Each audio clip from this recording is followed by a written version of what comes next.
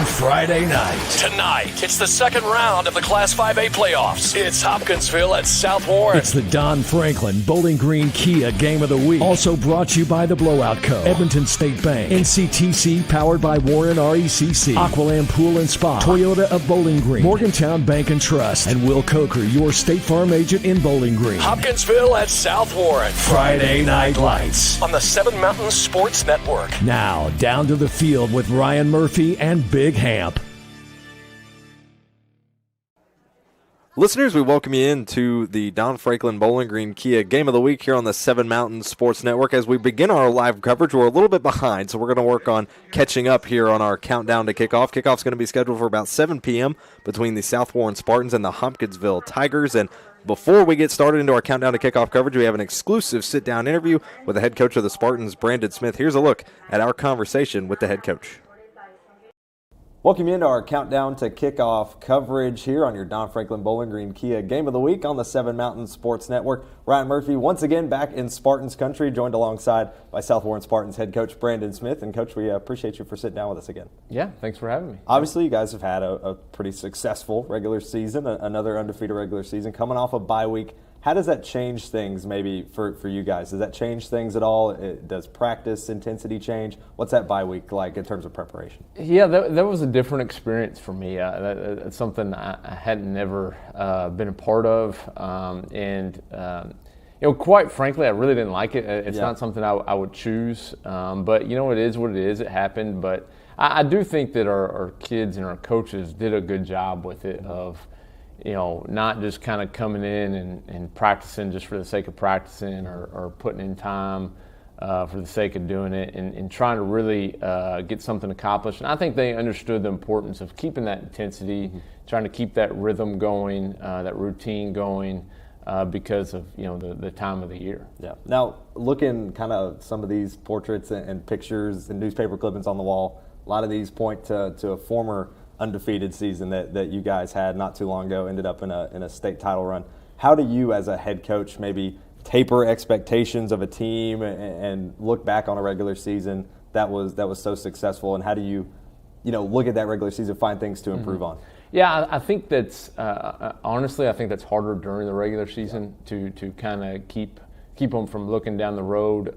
At this point, in the playoffs, it's really not that difficult because you start playing good teams, and that becomes the focus and the intention, and you get so laser focused in on that, it's hard to look past that. And you get to round two, and usually round one wipes out and all of them can play. So it's a lot easier at this point to kind of keep everybody staying focused. Now, talking about this team and what you guys have been able to accomplish this year. Offense, I feel like, is one thing that people always circle when they look at the Spartans. They say, look at the quarterbacks you guys produce, look at the receivers you guys have produced, the running backs. But the defense, I feel like, is something that you have constantly harped on this year. You've kind of described it as your guys' calling card for this first season. What is it that has maybe made the defense take a step up this year, and what has made it as special as it has been? Yeah, I think if you go back to the origins of the school and when we first started out and first started having success, as a football program, it was really centered around the defense, and that became kind of our calling card and what we were known for, and that became what guys wanted to be a part of here, and I do think as you move up in class and competition and just modern football in general, it's hard to play defense anymore. I mean, it's all about the rules are set up to score points and all those things. So.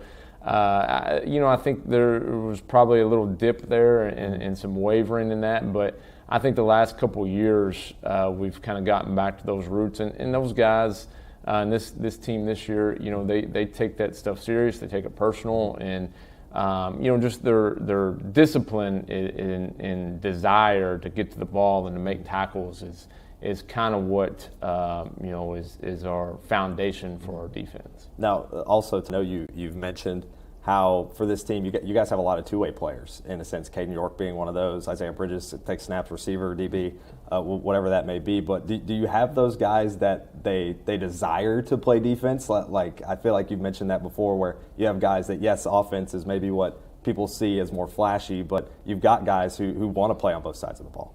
Yeah, I think the vast majority of them want to play, they want to play defense. And we've had, assistant coaches that have come in here and usually one of the first things they say to me is how odd it is that, the guys would rather play defense than offense. In most places, opposite, But again, that kind of goes back to the tradition and the culture of the program and what the defensive unit represents. Now, of the program and what the defensive unit represents. Now, switch from that, looking at the offense, you guys have had 3 straight games now where you've scored 49 points. It almost feels like a lucky number for you guys. You've only scored, I think, less than 33 points all season one time, and it was 27.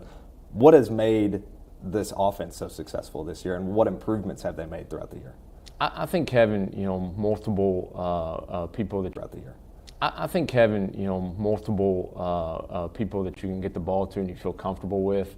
I think it's harder to offense when the offense is centered around 1 or 2 guys. Unless those guys are extremely special, and sometimes that's the case in high school football. Then it's you become more predictable, and I think our ability to have multiple guys touch the ball every game, multiple guys, scoring touchdowns and things like that.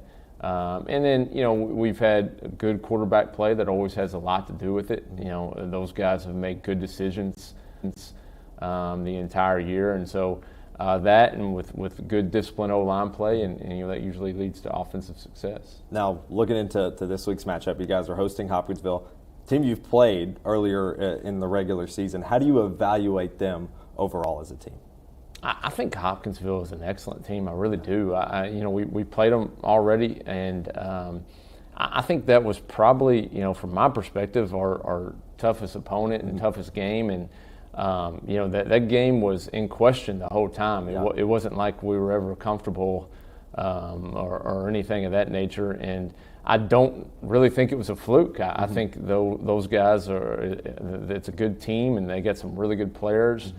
And I expect it to be, a close game again this time around. So, we definitely got our hands full, that's for sure. Now, you talk about having your hands full. I think James Bradley, their senior running back, was a big piece of that, and it seems like he's kind of been a large part of their success throughout the entire regular season. It feels like nobody, at least defensively, has been able to stop them. I think against you guys, he had 2 touchdowns on the ground, still managed over 100 yards. You guys still came out with the win.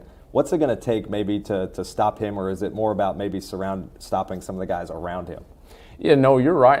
He's one of those guys where, before we played him, you heard about him, you saw it on film, and he's a good player. And then you play him, and you're like, wow, that kid can really play.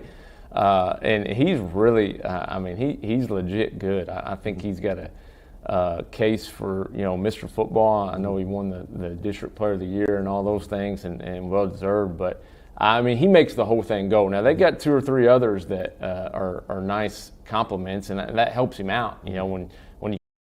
Well, it's a picture-perfect setting here tonight at South Warren High School as the Spartans set to host the Hopkinsville Tigers this afternoon as the KHSAA playoffs continue here this afternoon. Spartans coming off what is sort of a makeshift bye week. They were supposed to play Christian County last week and ended up forfeiting their playoff spot, so they got a bye week of sorts and now host Hopkinsville, who are coming off a win just a week ago against Davis County, and both teams looking to continue their seasons here in 6A with a chance at a state title. Ryan Murphy, Big Hamp alongside Matthew Clark, producer-director, as well as Megan Geisler and Dalton Lawson, our entire crew here with 7 Mountain Sports on site at South Warren High School for what's sure to be an exciting matchup tonight. Hamp, as we look at both of these teams, they've played before, so you have a little bit of familiarity there, but no doubt that a lot has changed since that first meeting a couple of weeks ago. Oh, yeah, that was week 5. We are in a situation now where it's playoff mode. It's totally different. Yeah, you wanted that win during regular season, but this is the time now when it really, really counts. You know what I'm saying? This is the time where it's win or go home. Yeah, and looking out across the field here, you can see on the opposite side of the field from where we are positioned, there are players and their families lining the field. It is senior night here at South Warren High School. All the senior players, cheerleaders as well, being honored here this afternoon. No doubt, Hamp, that's going to maybe give these Spartans a little added motivation coming into tonight's game. Oh yeah, nobody wants to lose on senior night, man. This is when you want to win it all. It's your senior year. It's your last hoorah. Your last time possibly on your home field. Man, you want to go out with a bang, and you want to go out with a win. Last time these two teams played in the regular season, it was in September. South Warren ended up taking the win in that one, 33-21. That game, the setting much different from how it is tonight. Obviously, they were at Hopkinsville, so that's a big difference. The South Warren gets the favorable home matchup here tonight, but big difference there, Ham. There was a lot of weather delays in that one, a lot of lightning, a lot of rain, a lot of instances that maybe changed the deciding factor of that game. Final score was 33-21, and talking to Coach Smith, he said that may have been one of the toughest challenges they faced all season. Man, you got a tough team right here in Hopkinsville, man. Hoptown's always been a team to be reckoned with. When we were coming up, when I was coming up, they were all speedsters. Mm-hmm. So it was a team you had to chase down, and it doesn't look like it's too different with the running back that they got behind the backfield. Yeah, and as we look at these team comparisons tonight, you mentioned the speed that these Hopkinsville Tigers have as well as the Spartans. As you look at their entire season total so far, Spartans 10-0 on the year, undefeated. Hopkinsville 7-4. You see the Spartans have a slight edge in most of those categories, especially offensively. The Spartans have really been able to do it both in the air and on the ground. So for both of these teams, there's a lot of question marks maybe surrounding this game, especially how the regular season matchup went. But ultimately, Hamp, I think we're going to see the run game come to play big time between both these teams. Oh, yeah. The run game for both of these teams is absolutely insane, absolutely wonderful. This is the type of run game that you definitely want to see, is two teams who have power backs and speedsters the way that they do. We'll go ahead and step aside as the anthem plays, and we'll return for your Don Franklin Bowling Green Kia Game of the Week on the 7 Mountains Sports Network.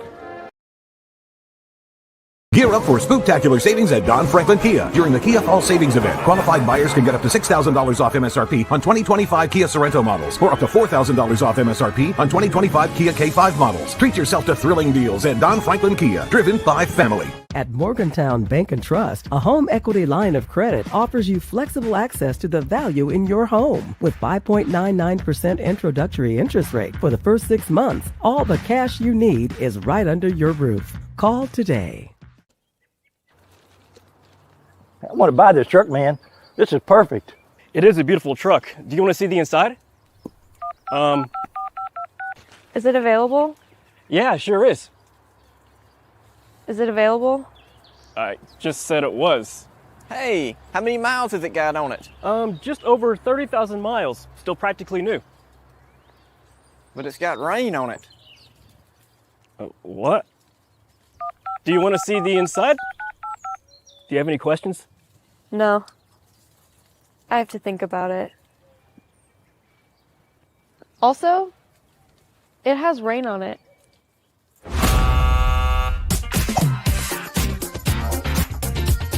Selling your car shouldn't be a pain. Bring your vehicle out to Toyota Bowling Green and we'll make sure you get taken care of.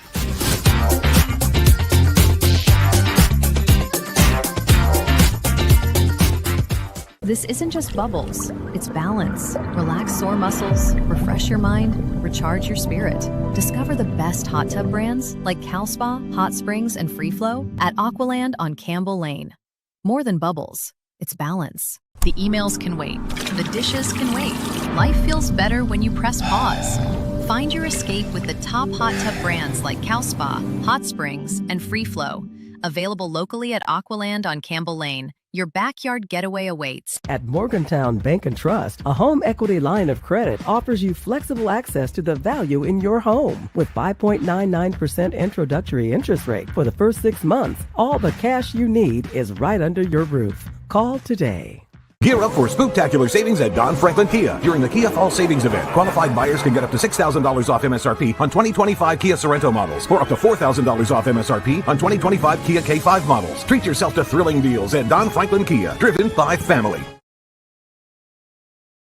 Welcome you back to South Warren High School here for your Don Franklin Bowling Green Kia Game of the Week on the 7 Mountains Sports Network. The entire 7 Mountains Sports crew here with you. Ryan Murphy, Big Hamp alongside, including Matthew Clark, Megan Geisler, and Dalton Lawson. Our entire crew set for an exciting matchup tonight in 6A in Bowling Green. The Spartans hosting the Hopkinsville Tigers, a rematch from their regular season, except the odds now, Hamp, are a little bit higher senior night for the Spartans, and tonight your season either ends or continues from the final whistle here tonight.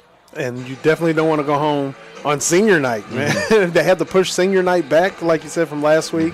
Didn't get to have that game, but here we are now, and it's a beautiful night to have it. It's clear out. Looks like it's going to be even playing field. Again, you got two speedsters on this turf, man, and it makes a big difference when you don't have any rain. It's not cold out, and everybody's just warmed up, ready to go. Now, the last time we were here in Spartan country, it was pretty cold, and now it's a little bit warmer. I think if you couldn't tell, it's kind of affecting my voice a little bit. But we're going to try to get through tonight. It's going to be a fun game. As we look at your players to watch tonight, we talked about the speedsters that both these teams possess, and Hopkinsville, boy, do they have one. He is arguably in the running for Mr. Kentucky football this year, the senior that is James Bradley. Yes, he's a running back, but he has done so much more than that. But you look at those numbers just from last week in their first-round matchup, 20 rushes for 223 yards, 5 total touchdowns. That's a season high and a career high for him on the ground, as well as 3 tackles defensively to go along with it. And you can see there on the bottom of your screen the season stats that he's been able to tally is just, it's unfathomable. Man, absolutely insane. Over 1,500 yards total, over 30-some touchdowns. He's got a pick 6. He's got a kickoff return. He's got a punt return touchdown. He's got pretty much every way you could possibly score in football. He's the statewide leader in scoring, and it's someone that the Spartans are going to have to watch tonight. And that's why this player to watch is going to be so crucial to the team. On defense especially, Isaiah Bridges, the junior, has been arguably one of the strongest pieces of the Spartans secondary throughout the entire season. Last week, only a tackle and an interception, but that doesn't speak volumes to the effect that Bridges has on the defensive side of the ball, especially with how big of a performance they had offensively last week. So he didn't necessarily play the full 4 quarters that you're used to seeing, and he makes a big impact. 5 interceptions on the year. When they see that number 8 jersey down covering some of those receivers, they think twice when it comes to throwing to that guy. Yeah, most definitely. You don't want to throw the ball in his direction because he's always watching. He is a hawk. Not only is he going to jump in front of the ball, but he's always where the ball is, no matter where it is on the field defensively. Bridges is definitely one to keep an eye on. Both these teams have strong players on both sides of the ball, many of them two-way players. Both players to watch are a part of that as well as we look at your keys to the game tonight. James Bradley ultimately going to be the key to the success tonight for Hopkinsville and how well he can get going. But the thing is, Hamp, when you look at the regular season matchup for Bradley and how he fared, he did decently well. Rushed for over 100 yards, also had 2 touchdowns in the contest against the Spartans in the regular season. Question is when you're defensively looking at this team for the Spartans, do you just try to stop those around him, or do you try to stop him specifically and force them to go outside? This is a situation where you would have to take a look at everybody around him as well as Bradley himself. You got wide receivers out there that are definitely good wide receivers, and the team as a whole are definitely speedsters. But this defense, this Spartan defense, they come together and they play as a team. No matter what you see as far as numbers as one player on the Spartans, if you look at them as a collective, they do things as a collective. It's not an I situation. They definitely know that there is no I in team. Yeah, this Hopkinsville team, they're arguably on the up and up. There is now the knowledge that next year Hopkinsville and Christian County will combine. That program, I'm sure, is going to continue to strengthen. And I believe, Hamp, if I'm not mistaken, I don't know how exactly they're doing the naming rights. I think Hopkinsville, they're staying Hopkinsville, but they're keeping the mascot. I don't know how exactly they're swapping it around. The Colonel Tigers? The Colonel Tigers, or they're doing. I don't know. Tiger exactly. Colonels. Don't know exactly what the plan is, but either way, you know that they're going to just continue to rise up. Actually, this year, just a week ago, when they got that first-round win against Davis County, it's Hopkinsville's first playoff win since 2022, as well as their final home game ever at Hopkinsville High School. So, arguably, they know they're going to be on the road from here on out throughout the rest of their season if they win tonight, but it's going to come down to this, and they're going to put a lot of that on the back of James Bradley. Oh, yeah, and that's exactly what they need to do, but they also should count on their defense because them as well, their defense led by Jackson Foster, man, they have a good squad there. They have a good defensive team, and they're going to have to put together, their whole unit is going to have to come together to stop this Spartan offense, because we already know what they can do, man. We talked about it. They're like GM. They pull out the same product. No matter who you take out, somebody's coming in, and it's going to be just as good as what you had the first time. High horsepower. They're quick. They've got the stamina and the fuel to get it done. And sometimes you get one that comes out with a big, shiny ZR1 badge. It's got a bigger V8, souped up more. Just depends. But as we go through tonight, of course, we have your live coverage here from South Warren High School between the Spartans and the Tigers. We'll also give you scoring updates from around the region. Those matchups include Greenwood, which will be at Owensboro for the 5A playoffs. Apollo will be just across town at Bowling Green. Franklin Simpson will be at Paducah Tillman in the 4A playoffs. Logan County will also be at Elizabethtown in the 4A playoffs. Again, another 6A matchup. Henderson County will be at McCracken County. The winner of that matchup will play the winner of this matchup tonight between the Spartans and the Tigers here in 6A. And then down the road, just down I-65 and a little bit quicker trip, Union County will be at the undefeated Glasgow Scotties in the 3A playoffs. We'll have those updates as well as Hart County at Murray County in the 3A playoffs. Those teams, the winner of those two lap matchups, will face each other in the next round. As Hamp, we take a look now at the series history. It's a short one, but the Spartans seem to have dominated it thus far. It is a short one, but like you said, the Spartans had dominated them. The first time they met them, it was a close game in the playoffs. 4A at the time is what they were in. Bowling Green team South Warren won 28-4, and then as we moved on down to 2017-2018, you had 35-49 wins. Hopkinsville didn't even get into the 20s on those two games right there, and then most recently, 5 weeks in week 5, 33-21. Now we're looking at the Hopkinsville saying, "Hey, we want to get a win here. We got to get at least one moving forward, and especially joining forces with their crosstown rivals. They want to get a win now, but hey." It's going to be a tough road. Yeah, no better time for the win to come. The closest matchup between these two teams coming, Hamp, like you mentioned, in their first in 2016. But since then, it seems like they've been slowly crawling back in those other matchups. And tonight, they're going to hope to get it done. Both teams heading to center field as they begin to meet with the captains and the coaches of these two teams. And we'll have the coverage of the coin toss here shortly and your starting lineups to go along with it here as well. We're about 4 minutes or so from kickoff here this afternoon in a picture-perfect setting. The weather could not be better. Last time we were here at Spartans Field, it was quite cold, a little bit chilly. Yes, Hamp and I were, I think, packed down with our jackets and our gloves. I wasn't so much. I didn't think good enough in time. You can see how that worked out for me, Hamp. You can hear the stuffiness in my nose. It didn't totally work out super well. But down there on the field, you can see it now on your screen. Dalton Lawson on our field cam. First time with us this season. He's doing a great job so far. Also during our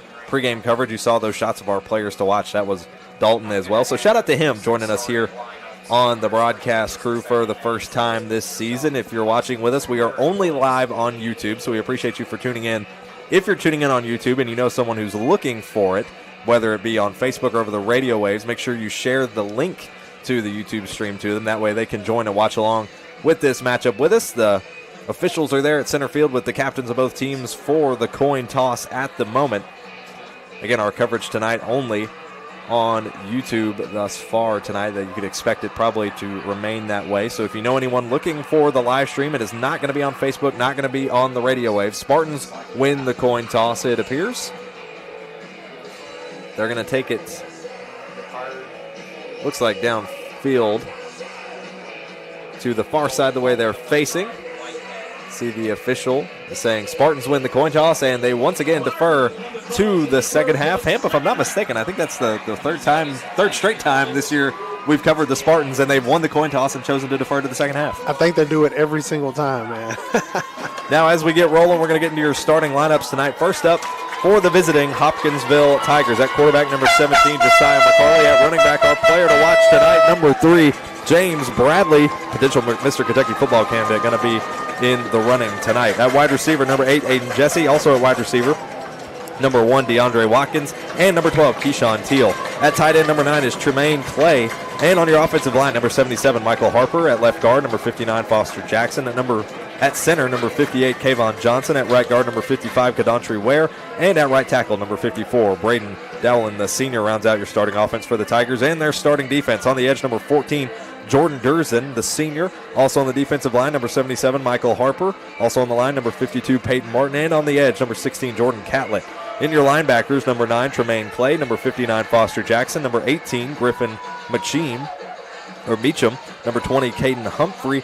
In your secondary, also in your secondary, number 1, DeAndre Watkins. Number 13, Jayan Bass. And number 3, the player to watch tonight, James Bradley. In that starting secondary as the Spartans take the field, and we get you rolling with the Spartans starting offense tonight. For the offense, starting at quarterback, number 7, the junior, it's Camden Page. Starting at running back, number 2, it's Caden York. At wide receiver, number 1, the senior, is Jake Carter, the record setter here in the South Warren program. Also at wide receiver, number 5, Tucker Sears. And at receiver, number 18, Justin Caps. At tight end, the senior, number 12, Griffin Reynolds. On the offensive line, at left tackle, number 78, Kyler Lyons. At left guard, number 77, Caleb Wilson. At center, number 56, Xavier Wilson. At right guard, number 50, Bubba Woods. And at right tackle, number 55, Malik Butler. Your starting defense for the Spartans: on the edge, number 3, Will Mays. On the line, number 52, Jaquez Smith. The defensive tackle, number 55, Malik Butler. And on the edge, number 20, Clay Helton.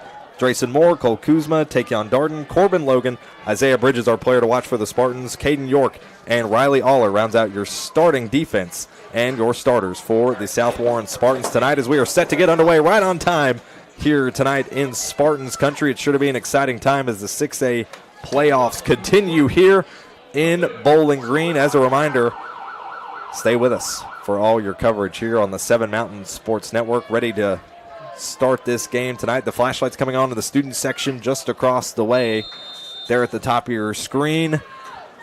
We are underway between the Spartans and the Tigers. That kickoff's going to go out of bounds to the far right side.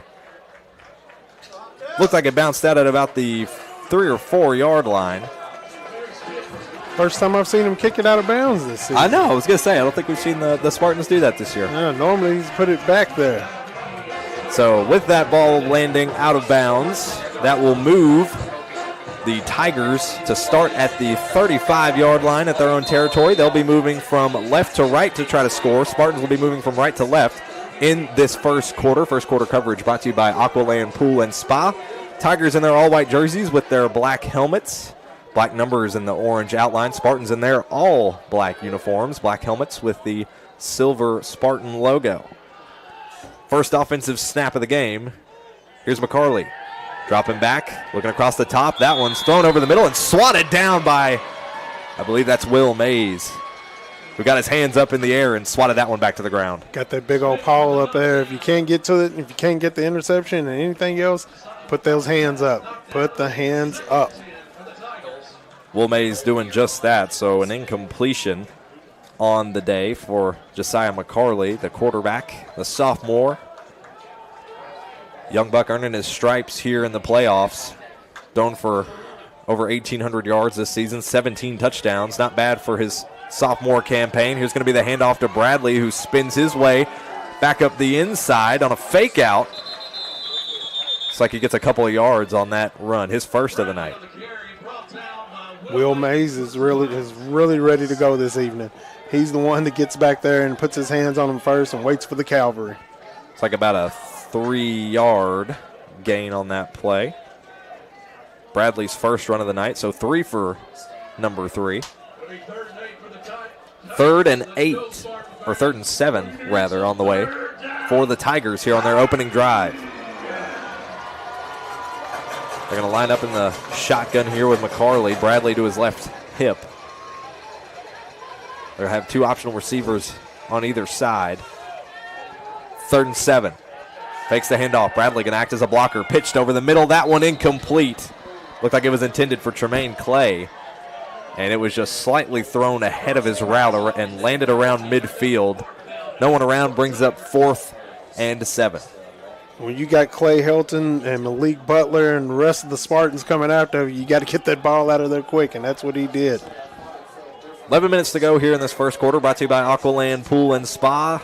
Tigers going to choose to punt it away. That one goes way up into the air, and Rainbow Shots lands at the 47 in the Tigers' own territory and rolls all the way back to their own 37. So basically that punt only amounting in a gain of a yard down the field. Now you want the ball to do that in golf. That's when you want the ball to roll backwards for you, is in golf. So that kick right there doesn't look like that's exactly what he wanted to happen, but here we are. And the Spartans are no strangers to starting right here most of the time. Yeah, they got great opportunities at field position. Their defense has done a great job of doing that, and they did it there, forcing a 3-and-out on the Tigers. No penalties thus far. Here's Camden Page. Spartans wasted no time. Here's the delayed snap. Handoff to Caden York. Already on a breakaway here down the right sideline, past the 30, past the 20. Forced out of bounds somewhere around the 18-yard line.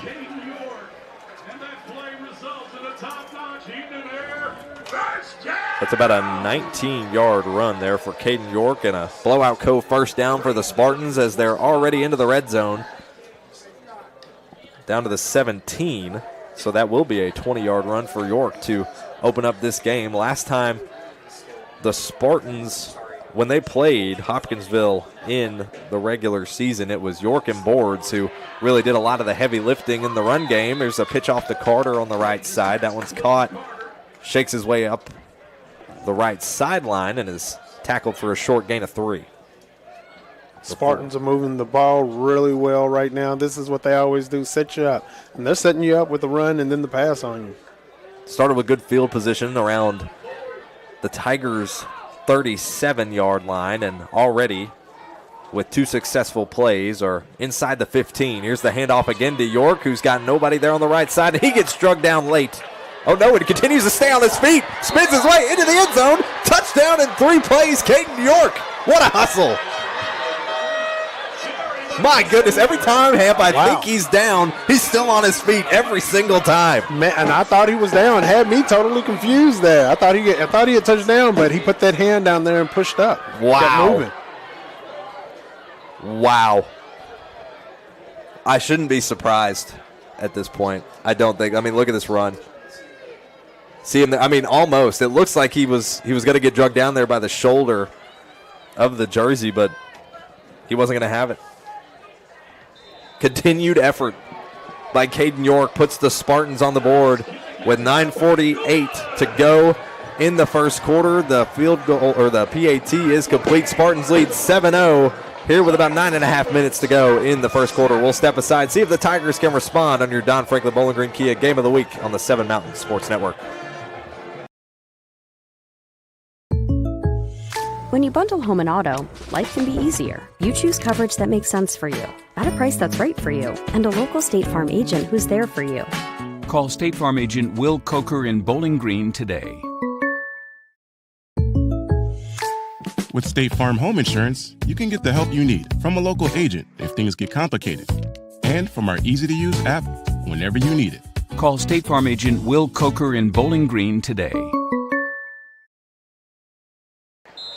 Welcome back to South Warren High School. Spartans strike first in the opening minutes of the game with a 12-yard rushing touchdown by Caden York. It looked like he went down and he stayed on his feet to keep the run alive, stiff-armed the ground, and kept on running as this kickoff return will land in the backfield. And for a touchback, Tigers will have 1st and 10 from their own 20-yard line.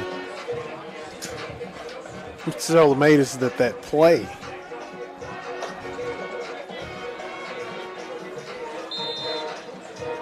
Let's take a look at that play again if we can. I don't know if we got time. We'll take a look courtesy of Toyota Bowling Green before this play gets off. Look at this spin move from York up the right side. And then right there is when you think he goes down, but that was all arm. I mean, he just sticks the elbow in the ground and somehow pivots off of it to keep him up. It was crazy. Just a hustle play. 1st and 10 for the Tigers. Here's the handoff to Bradley, who is stopped in the backfield by the Spartans, and they send him packing backwards. You can tell they've been watching film. Loss of 1 on that run for Bradley, who's only got 2 yards now. After that one, a couple of substitutions here for the Tigers. Josiah McCarley, the sophomore quarterback, we talked about him briefly there on their opening drive. A solid sophomore season he's had thus far, averaging about 170 yards through the air per game. He's got a rushing touchdown on the year as well, plus 17 through the air. Only 6 interceptions on the season as well. Here's the pitch off to the right side. That one's caught. Good enough for the first down. And down the sideline go the Tigers. Here's Jesse. Down to the 30. Down to the 20. Inside the 10. Nearly tripped up inside the 5, but he's into the end zone. Touchdown Tigers. Just that quick. That's how it can happen. I told you they are a bunch of speedsters, and if you catch them out there and let them catch them on the end like that, touchdown, always. 2nd and 11 from their own 19, and it's Aiden Jesse, the senior receiver, who gets his 9th touchdown of the season. Take a look at this replay. Watch Jesse down the sideline. Looks like he's out for an evening jog. He's got Isaiah Bridges in tow, who just couldn't bring him down. York there on the secondary tackle, and it was just too far gone.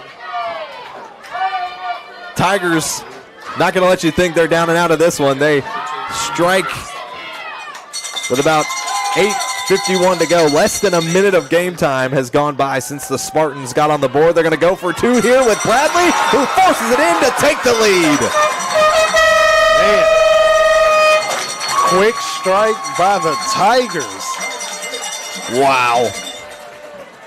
What a way to respond for Hopkinsville, as they now lead 8-7 over the Spartans here with 8:51 to go in the first quarter. First quarter coverage brought to you by Aqualand Pool and Spa. Aqualand is family owned and has been serving South Central Kentucky for over 40 years. They specialize in pools, above ground, semi in-ground, and custom in-ground, plus therapeutic hot tubs, saunas, and cold plunges for year-round comfort. For more information, visit aqualandfun.com. We appreciate them for sponsoring our first quarter coverage here tonight. 8:51 to go in this first quarter. Tigers just took the lead off an 81-yard reception and run by Aiden Jesse. The senior receiver got his 9th touchdown on the season. And the Tigers decide to go for 2 with James Bradley, forces his way up the middle and gets it to go, as now the Tigers have the lead. Aiden Jesse, definitely one of the wide receivers to take a look out for, as well as Tremaine Clay over here at Hopkinsville. Here's Isaiah Bridges. He was our player to watch coming in tonight for the Spartans. See what he can do on the kick return. And he gets brought down at about the 30-yard line. That's where the Spartans will start their second offensive drive of the night. They were perfect on the first. 3 plays was all it took for the Spartans to score, but that time they started at the Tigers' 37, and now they'll start from their own 30. Completely opposite situations here for the Spartans. Let's take a look back at that replay, courtesy of Toyota Bowling Green, and just look at this run he's on. The beginning part of that run, it looks like Jesse's just out for a jog, and then even still, when he gets past the 40, I mean, it's just like it's like a casual run for him. It was so much speed there. Here's Page, pitch it across the middle. That one's caught by Sears. Sears meets a wall of Tigers around the 38-yard line, and they're going to stop forward progress there. It's like just shy of the first down. Pass complete there to Sears for what looks like a 8-yard gain. So it'll be 2nd and 2 for the Spartans off that completion. They'll try to draw the offsides there on the quick snap. Paige York looking off to the sideline for the call, as well as the rest of the offense here for the Spartans. All the starters still in at the moment. 2 receivers on either side out of the shotgun. Here's the snap for Page. Page looking back. He's got to bail him out off the screen to York. York on the run, past the first down marker, past the 45, now past the 50 into Tigers territory, and gets to the Tigers 44. Foster Jackson had to be right there to make that stop. If Foster wasn't there, you can guarantee that Caden would have been off to the races and would have been in the end zone as well. Speedsters on both teams there. Solid run there by York. 2 positive gains of 8 or more yards back-to-back for the Spartans to open this drive with about 7:45 to go in the first quarter.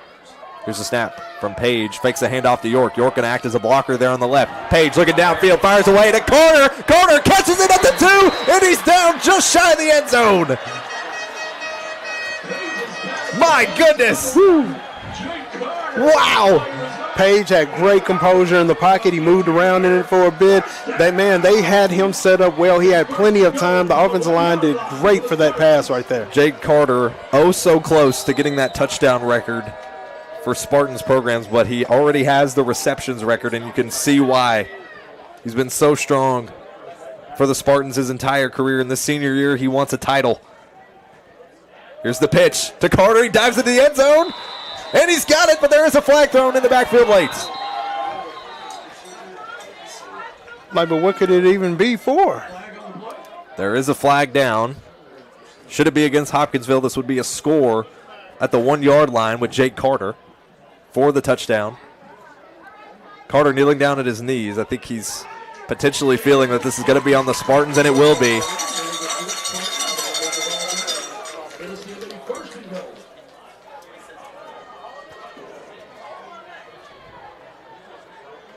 So we'll take a look at this big catch that is set the Spartans up with a great position here for Page. Plenty of time in the pocket to survey. Downfield, Carter wide open at the 2-yard line. He's had a similar catch like that before this season. We've seen that play draw up some success this year for South Warren. Here's Carter in motion. Now lines up on the left hip of Page. He's got York to the right. They'll hand it off to Carter again to try to finish the job. Stiff arms the Tiger, heads to the end zone, and he's in for a touchdown, Jake Carter. They were going to make sure that they was going to get him in the end zone. He deserved to be in the end zone, man. So they made sure that he was going to get there. Jake Carter with the pitch from Camden Page. Take a look at this replay, courtesy of Toyota of Bowling Green. Great shot here.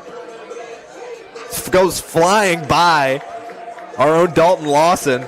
Great composure from Dalton down there on the sideline to get the shot. Nearly took a hit there from Jake Carter on the touchdown. They're going to go for two here are the Spartans. Pitch it off to Carter. Now a pitch back to Page, but it's overthrown. And it's recovered by the Spartans. I think that's Kyler Lyons who jumped on the football to keep it from getting scooped up by the Tigers. So unfortunately the 2-point attempt will not fall the Spartans' way. But either way, South Warren retakes the lead 13-8. There's 7:25 to go in this first quarter, and we've already had 3 scores. Hey, I'll tell you, this game is exactly what we thought it was going to be. It was going to be explosive. Man, the defenses right now, I don't know. The defensive both defenses have got to get it together, or it's just going to be a complete shootout, and whoever scores last wins. Yeah, you saw the big explosive play when we talked to head coach Brandon Smith earlier in the week. He said that's what they thrive on. They thrive off big explosive plays. That last drive for them, it was only 2 plays. They had a loss of 1 on a solid defensive stop for the Spartans against James Bradley. They forced him backwards in the backfield, and then that 81-yard breakaway, essentially, for Aiden Jesse. That's those big explosive plays that the Spartans are going to have to limit here tonight, and if maybe they center the Spartans in on Bradley, they can allow those receivers to get more opportunities. Oh, yeah. Spartans returning it back to the Tigers. That one's going to land back in the end zone for the touchback. And Hopkinsville will start another drive from their own 20-yard line. You say you were talking about how Coach Smith says that they look for the big play. They look for that big swing. To me, that's like a boxer that just looks for that haymaker, that looks for that one punch. And you can't live like that. If you live like that, the same way with boxing, if you're just looking for that one big punch, you won't be able to carry it at the end of the game. Tigers offense back on the field. They've only had 5 offensive plays in this first quarter. Last drive was only 2, like we mentioned before. Bradley on the left hip here. Watch out for him. He's going to take the handoff, has a block up the middle and some space. Gets past the 25, looks like to the Tigers 30, and that'll be enough for a blowout first down for Hopkinsville. They'll move the chains. Weaving in and out of that, in the middle of the line there. He's got moves. That's Bradley's longest run of the night so far, 10 yards. We'll have it 1st and 10 from the Tigers' own 30 with 7 minutes to go here in the first quarter. Nice Hopkinsville crowd here below us in the stands. A lot of orange here tonight. Plenty of fans on the Spartan side of the grandstands as well. Here's the snap. This one a pitch off to the left side. It is caught by Teal. Teal trying to make his way down the sideline, but he's stopped quickly at the 33. The Spartans fans are like UK fans to me, man. They'll show up to any game. It doesn't matter what it is or who they're playing. They'll always pack it out. Off that pass, it'll be a 6-yard gain for the Tigers. It'll be 2nd and 4 on the way. They'll line up out of the pistol. A couple of receivers on either side. Looks like they're going to direct snap it here. And a flag is thrown. This looks like it'll be potentially a false start. No, it'll be offsides on the Spartans. Neutral zone infraction. Neutral zone infraction on South Warren. That'll shift the chains and be enough for another blowout goal first down. Second penalty on the Spartans here in this first quarter with 6:07 to go in the first. You do not want to give anybody, either team do not want to give either one of them an opportunity of any kind of the slightest. 5 yards, 2 yards, 1 yard. You don't want to give them anything. So they have to definitely make sure that they line up correctly and clean up anything that would cause any flags to be thrown out there. Be quarterback McCarley lining up under center. Bradley in the backfield. Receivers on either side of the line. Dropping back is McCarley. He's looking downfield. He's going to pitch this one up deep. He's got a man downfield. It's a 50-50 ball. It's incomplete. Flag is thrown. That'll be a pass interference. If he had just turned his head, just turn around and look behind him. Jordan Durson was the intended receiver. Actually, it was Aiden Jesse again downfield being contested by Corbin Logan. And that pass interference call will be enough for another blowout first down. That's 3 penalties so far in this first quarter against the Spartans. And this now shifts Hopkinsville into Spartans territory. It'll be 1st and 10 from the Spartans 43. 5:28 to go in the first. Out of the shotgun of the Tigers. Here's the snap. Oh, a little bit of a trip in the backfield for the quarterback, but Bradley gets on a breakaway. And a decent gain of yards there to the 35.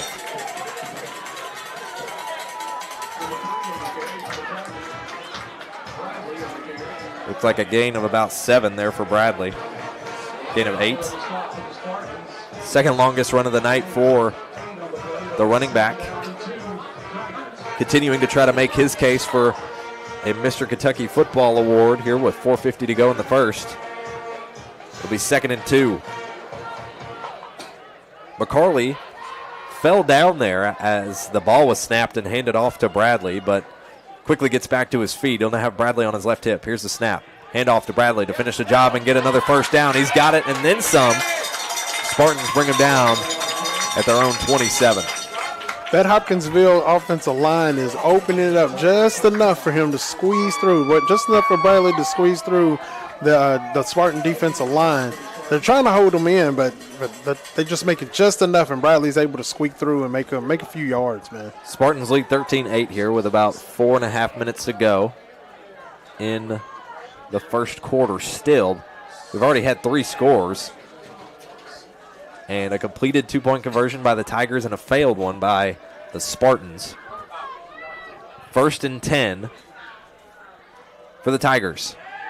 Pitch over the left side. Looks like a little bit of contact was made. That ball's punched out, incomplete. That was Logan in the secondary there for the Spartans. Absolutely perfect defensive move right there. Great defensive play. He stayed right there with the with the receiver, and he was able to get his hand right there on it and be able to knock the ball down, make sure he did not catch that pass at all. Clock stops on that incomplete, 3:59 to go in the first quarter. 13-8 Spartans lead, but the Tigers are knocking on the door. It's like they'll snap this one from the Spartans 28. In the backfield, here's the snap. Handing it off once again to Bradley, trying to bounce off some defenders and his linemen up the middle. He'll get a short gain. This is what the Spartans want to do right here, is just keep everything contained, keep everything bottled up, and keep everything in front of them. That pass interference, it looked like, oh, man, he messed up. But at the same time, if he would have caught that ball, it could have been another score. It could have been another touchdown. But committing that penalty halted everything and stopped him. Maybe be able to get a stop right here. 6 runs so far for James Bradley already in this first quarter. Last game he had 20, so we're going to expect he's probably going to end with about that number. That ball swatted out of the air It'll be pronounced incomplete in the backfield with the pressure. What do you know, Malik Butler? Malik Butler did exactly what he was supposed to do. Rip that arm off the offensive lineman, get back there to the quarterback. Put the hands up. Put the hands up. Malik Butler put so much pressure in the backfield, is a big part of that. In the last game, he had a tackle for loss, 5 tackles to go along with it, led the team in that category. Probably should have had a sack in that one too, a couple of ones that he hoped to get back in that win over Logan County. As we got a timeout called by the Tigers on what will be 4th and 8. They're going to talk it over here with 3:15 to go here in the first quarter. Hamp, a lot of action back and forth here early in this game. Man, it's absolutely amazing the way this game is going. I'm glad that it's kind of slowed down a little bit for us because it was moving so fast. Both teams were just getting it and doing things the way they wanted to do it, and everything was working the way they wanted to work. Now the defenses are starting to come out. The South Warren defense is coming out now and starting to make the plays that they need to play to make in order to slow down this fast Hopkinsville team. Hoptown is what we call it. Hoptown. See how I mess up my words? I just say Hoptown. Again, we talked about it earlier. This Hopkinsville team will effectively next year cease to exist. It's going to be a combination between themselves and Christian County as they combine and are sure to just continue to strengthen each other as programs. Both will continue to compete in 6A now as one combined unit. This season, it's the second year for head coach Dustin Lopez. Obviously not a whole lot of answers currently as to what the staff of the team is going to look like as of next year, but Lopez not done a bad job in his first 2 years. 10-11 his overall record with the Tigers. Not bad. 4th and 8, and it looks like the Tigers are going to go for it here. Dropping back is the sophomore. He's going to pitch it straight across the middle. That one intended for Bradley. It's incomplete. Good secondary coverage for the Spartans. Ooh, good pressure by Jacquez Smith. Jacquez Smith was back there this time putting on the pressure, making sure that the ball was overthrown and thrown ahead of Bradley. So good pressure from the front four for the Spartans. A good coverage in the secondary as well. Links to a turnover on downs. Back to the Spartans. And it'll be 1st and 10 from their own 27 this time around. We're working to get our camera coverage, I believe, back online. So if you're still listening with us, we appreciate you for sticking through it. There we go. We got our camera back going now here on the 7 Mountain Sports Network. We've had a little bit of trouble with our internet connection here tonight. Mother Nature playing tricks on us. And yet we stay live. 3:10 to go here in the first quarter. Reynolds in motion to the right side, making the handoff to Boards. This one pitched off to Carter, who's got glue on his gloves, looks like. Hauls that one in and heads down the sideline to the 50 before he's forced out of bounds. Good run there. Another blowout first down for Jake Carter.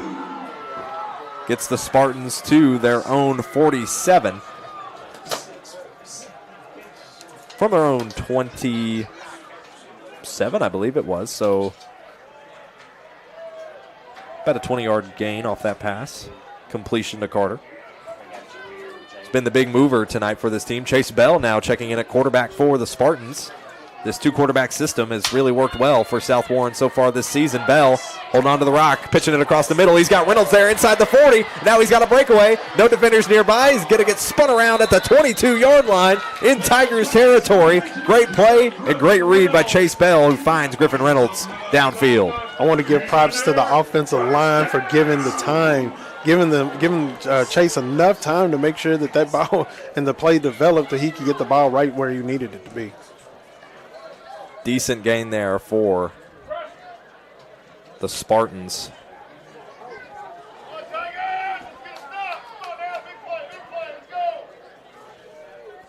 Tigers cheering on their defense here as the Spartans near the red zone and a flag's thrown. It'll be a false start on the offense. Again, penalties continuing to bite the Spartans here early with 2:10 to go in the first quarter. Hamp, this isn't something we're necessarily unfamiliar with in what we've seen from them this season. That is a fact, and it makes me want to go down there at halftime and tell them to clean it up.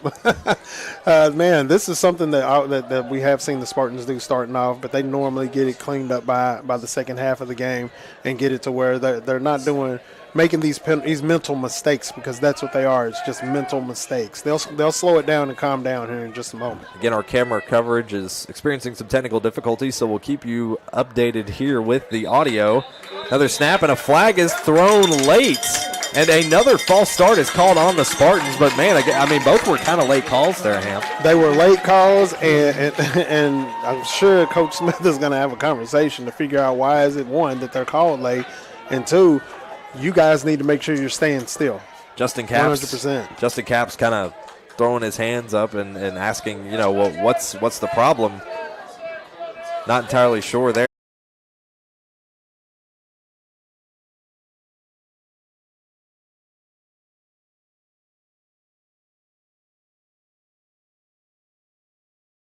Of McCarley, who just got sacked there. It'll be 3rd down and 14. Tigers deep in their own territory. Bradley sent off to the right side. Spartans flexing to counter. Into the backfield. Mays with the pressure. This one pitched off. Tigers with the completion, but the Spartans have every area covered, and they're brought down in a hurry. Cole Kuzma on the tackle there. Get a brief injury timeout. Oh, man. Doesn't look good. That does not look good. That, I believe, is Tremaine Clay heading back to the sideline, holding his left arm, and it does not look good. Hoping he's okay. Not seeing a whole lot of motion. Potentially dislocated or something along that lines for Clay. Man, yeah, I hope it's just bruised or something, just landed on it a little funny. That would be an unfortunate loss for the Tigers here this early. DeAndre Watkins heads out there at receiver to replace him. Here's the snap. They'll punt it away to the Tigers. Much better punt this time around, and it's going to land around the 50, but behind the Spartans bench, and actually bounce off one of their branded tents there in front of the home side. And that will bring out the Spartans offense once again after the punt. South Warren leads 13-8 with 10:18 to go here in the first half. That was definitely a better kick than the last one, but once again, the Spartans start off in great territory. They're starting off at, the 40-yard line, like 39, starting at 39, 40-yard line. Definitely good field position. This could definitely get them into push the lead a little further away before we get to going into the halftime. So Spartans force another 4th down there for the Tigers. They'll shift over to the left hash. Spartans now moving from left to right to score. Tigers will be moving from right to left for the rest of this first half. Spartans wearing their all-black uniforms and their black helmets with the silver logo. Tigers wearing their all-white uniforms, white jerseys, white pants with the black helmets and that signature orange tiger across the dome. Spartans offense back on the field. Camden Page in command at quarterback. Here's the snap. Junior pitching over to the left side, caught by York. York down inside past the 35, past the 30, still shaking and baking, past the 20, past the 15, spun around inside the 10-yard line. Oh, my goodness. What a run there. That was actually Isaiah Bridges on the catch. Isaiah Bridges making moves, breaking plays, and he's doing exactly what he's known to do. He hasn't taken time off at all. It's like the bye week never happened. Isaiah Bridges was our player to watch tonight, and he's showing you why. They're going to fan out the receivers to the right side with Carter and Bridges. Here's the snap. Hand off to Boards. Boards heading up the middle to the left. No doubt about it. Drags a man into the end zone. Spartans back on the board. Back on the board by Jameer Boards. His 5th touchdown of the season on the ground for the junior. That doesn't tell you the whole story for Jameer Boards. In the regular season game against Hopkinsville, it was him and Caden York, a backfield duo, that ultimately led to that victory in the regular season. And now here Boards is again making an impact in his junior season in the playoffs, going for 2 here on the pitch to Caps. And he's in for 2. Caps on the Wildcat, and the 2-point conversion is good. 2-point conversion's good for Justin Caps. And the Spartans now lead 21-8 with 9:44 to go here in the second quarter. We'll step aside and see if the Tigers can respond on your Don Franklin Bowling Green Kia Game of the Week on the 7 Mountain Sports Network.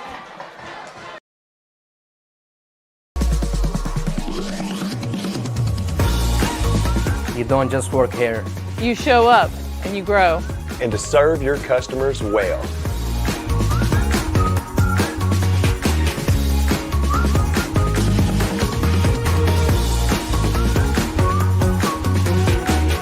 We're not just selling cars, we're selling careers and relationships.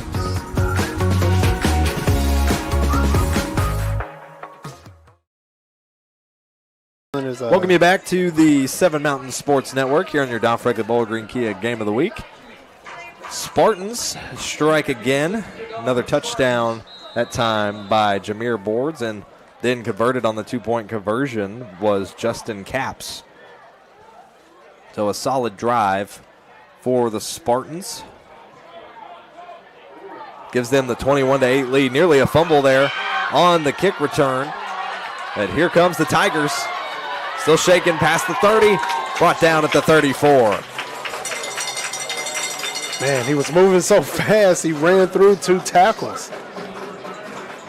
Just when you thought he may have fumbled the football, that was Keyshawn Teal. 9:35 to go now in the second quarter. It's a 21-8 Spartans lead. Only the Tigers have used the timeout here in this first half. Despite the penalty difference between these two teams, Spartans hold the 2-score lead. And now it's up to the defense to make sure that they hold on and maintain and keep the lead exactly where it is and give Hoptown nothing. If you're still tuned in with us, we appreciate you for sticking with us for the coverage despite the technical difficulties. Here's the handoff to Bradley. Going to run his way through, and he'll get stuffed around the 37-yard line in Tigers territory.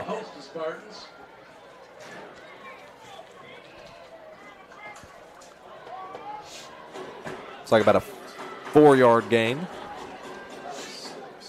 Pick up a 5 for the Tigers and bring up 2nd down and 5 for the Tigers.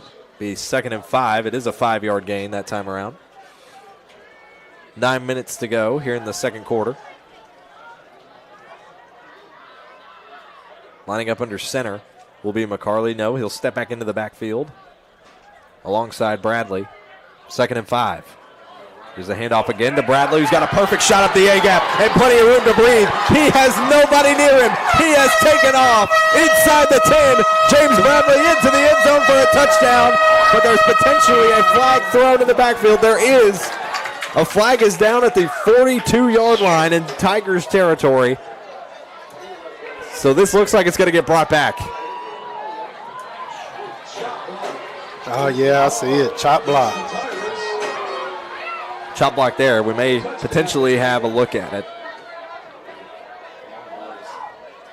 Take a look at this play. Courtesy of Toyota Bowling Green. Let's look back at it here. See if you see that chop block there around the line just before Bradley gets free. And now what went from a 2nd and 5 will now turn into a 3rd and 10. That 2nd and 10. That block is what allowed him to break free the way that he did and get into the secondary. Once he gets into the secondary and turns on those jets, it's absolutely difficult to even do anything with him. But that chop block is what allowed him to get into the backfield. Timeout called by the Tigers. And it looks like head coach Dustin Lopez arguing his case with the chief official. A little bit of confusion there. Let's take a look again. Back at this replay. Look at the low chop around the line. You see it there. Just enough breathing room for Bradley. And, I mean, there was 4 or 5 defenders there within about 5 yards. But once he got to about the 40, I mean, you could just see every step was another leg on the competition. It's like he was running the 100-meter relay. I mean, I didn't do enough research. I'm curious if Bradley also runs track because, my goodness, I need to see what his 40 time is. We used to have it as a running joke that the whole team was on the track team. like the whole team, because everybody was absolutely speedsters, fast, and it doesn't look like that. It looks like that they're doing the same thing. I mean, we used to have to run track after football season or in the middle of football season, and I'm sure they have to probably do the same thing. A couple of score updates from around the region at halftime. Union County leads Glasgow 3-0. Into the first between Owensboro and Greenwood. The Red Devils lead the Gators 21-7, and Murray leads Hart County at the end of 21-0. 2nd and 10 after the penalty for the Tigers. This one pitched off to the left, caught by Jesse. Jesse, no, incomplete as he lost the football on the spin back to the outside. Incomplete will bring up 3rd and 10. He was definitely looking downfield to try to see what he's going to do, but at the same time, he had people right there on him. He actually had Logan right there on him. 8:13 to go in the second quarter. It'll be 3rd and 10 for the Tigers. See if the Tigers try to find another opening here for Bradley, but no, they're going to send out multiple receivers on all sides. Here's the snap on 3rd and 10. In motion is McCarley. Pitches it over the top. That's caught for the first down by Jesse, and that'll shift the chains. Another blowout code first down for the Tigers. Butler with heels as he made the pass, got out of the pocket, was able to move over to the side and get the pass off where he needed it to be. Jesse shakes off the previous drop. Take a look at this replay courtesy of Toyota of Bowling Green. Shook off that last drop and converts on the crucial 3rd down. A little over 12 yards, that completion for Jesse. 2 catches on the day, totaling over 90 yards and a touchdown. Here's a snap. Handed off late to Bradley. Bradley trying to sneak his way under the line to the left, but the Spartans send him packing. No gain. Bring up 2nd and 10.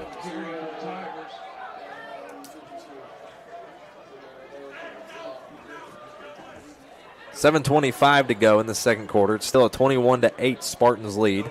Second quarter coverage brought to you by Morgantown Bank and Trust.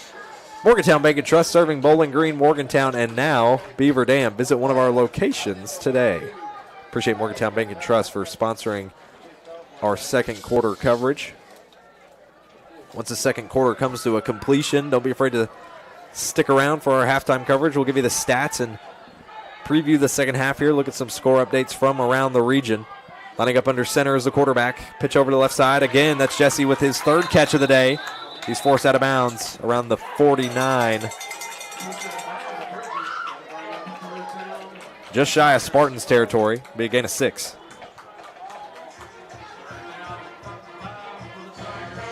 They keep throwing that same play right there. They keep tossing it over to the side.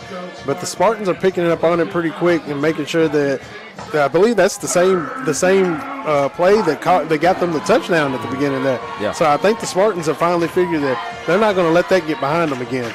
6-yard completion to Jesse. It'll now be 3rd and 4. Another crucial 3rd down here for the Tigers. Grandstands are shaking with the cheers from the Hopkinsville faithful. Hand off to Bradley, and the Spartans say no. And that'll bring up 4th down and a loss of 1. You had Clay Helton and Cole Kuzma back there on the stop, making sure that it gets nowhere, no gain. 5:45 to go in the first half. Spartans did win the coin toss, and they chose to defer, so regardless of how the second quarter comes to a conclusion, they will have the football to start the second half. They currently have the 2-score lead, 21-8.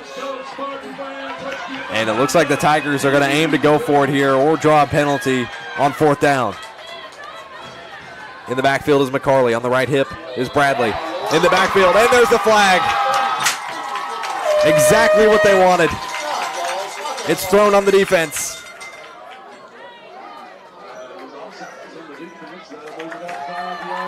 And that will shift the Tigers.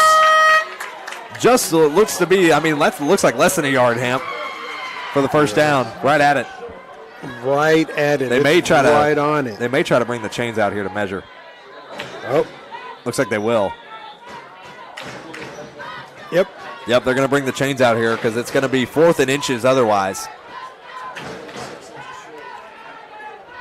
I don't think they got it, though. It looks like it's just shy. If it is, it's by a narrow edge. I personally, looking at that call right there, they jumped a little bit, but I didn't see a neutral zone infraction. I didn't see anybody clearly pass the ball or touch anybody. Like it was a situation where they didn't even have to get back. Like they barely moved. So me personally, I wouldn't have called that. Hopkinsville faithful in the grandstands are pointing downfield for the first down. Man, that looks short. It's just short. Just shy. Look at that. That's not even, what? White line to edge of a football? Just about. The difference? Just about. They literally can reach the ball over the line there, get first down, and move on. Hamp, if I was a play caller, I feel like the obvious one here is to go to Bradley. Bradley actually walking to the sideline, getting some words with the coaching staff, and now heading back to the huddle. I think that pretty much sums it up for you here, that on this 4th and inches, they're going to trust Bradley to get the job done. Either give it straight to him, which I think is what they're going to do. Yep. It's like a direct snap here to Bradley. Yep. He's going to line up under center. May see a little bit of a tush push here. 4th and inches. Spartans know what to expect. Can they stop it? Here's the snap. Bradley breaches through. Oh. That's enough for the first down. Almost, though. Almost. They stopped it up. He was just big enough and a little bit more powerful enough to get that little bit. Get that little bit to get the first down. On the first hit, Bradley lost the momentum, but it was the second that he was able to carry that forward momentum and shift the chains for another blowout co first down. It'll now be 1st and 10.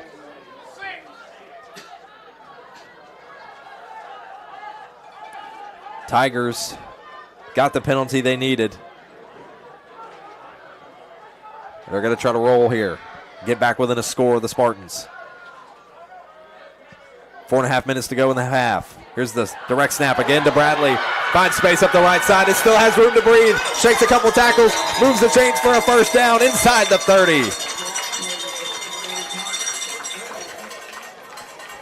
He's just barely making it through those gaps. He's barely making it. It's not like the Spartans are trying to close them off.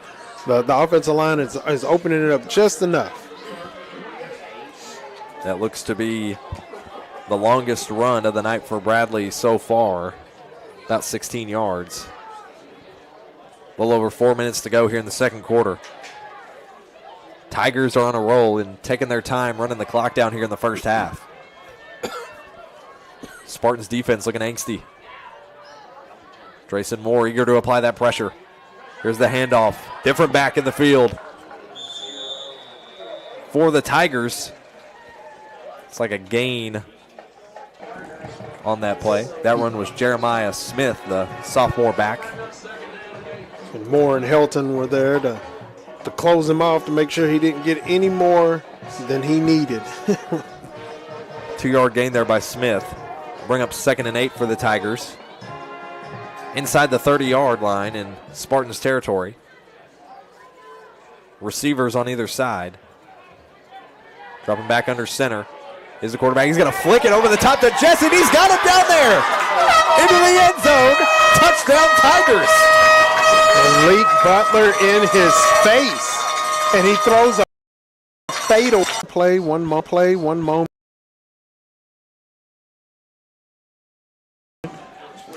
One penalty, 2 penalties, 3 penalties can definitely put you back in the game. And that's kind of what happened here. These penalties kind of shifted the momentum and got them back into the game, man. Tigers' momentum is definitely on this from the Hopkinsville Tigers. And now the Spartans will have a chance to respond with about 3 minutes to go in the half. That's one thing you can say about Hoptown's offense is they didn't give up knowing that they were down a couple scores. They didn't just put their heads down like some teams would do and just, go through the motions and just play it. They're still fighting. And you just think, Camp, there was also a point where the Tigers had a potential big touchdown here as Bridges on the return to the 43-yard line. And he's brought down a solid return there for number 8, Isaiah Bridges. And Isaiah was cutting it through the middle of the field there to Jordan Catlett. Spartans offense will head back out onto the field. The Tigers, led by Foster Jackson. Defensively, he's had arguably the best year of any of the Tigers. 3.5 sacks recorded, 9 tackles for loss, nearly 100 tackles coming into tonight's game. Team as a whole has 20 sacks compared to the Spartans' 12. They know how to get pressure in the backfield. Here's Page. Makes a handoff to York. He'll throw it off the screen to the left side to Carter. Hit stick. Avoids the tackle. Sideline pass to 50. It's like he's forced out of bounds about the 47-yard line. Just before the first down. Good run. Good pass on that one. Good breakaway there by Carter off the screen. It'll be 2nd down and 2. Here's the Spartans with Page in the backfield. Receivers on either side, 3 stacked up to the left. Here's the snap. They'll hand it off to York out of the backfield. Had some momentum, spins his way past the first down marker. That'll shift the chains for a Blowout Cove first down with 2:40 to go here in the first half. Sparch into Tigers territory. Got about 2.5 minutes to try to get on the board. Either way, they will have the football to start the second half. 3 receivers stacked heavy to the left side again for Page. We'll hand it off to York out of the backfield again. He's got space past the 40. Continues to make a run. Nearing the 35. And it looks like another 8-yard advantage there to the Spartans. Another 2nd down and 2 here for South Warren. 2 minutes to go in the half. Spartans going to have to play hurry up here to score. Again, 3 receivers stacked to the left. 1 down low is Tucker Sears. York there to bail him out on the screen. Page going to hold on to it. Fires it down the right side. That's caught by Sears. Good enough for a Blowout Cove first down, and he's forced out of bounds past the 30-yard line. Way to extend the play with his feet, being able to get the pass out there and get the first down.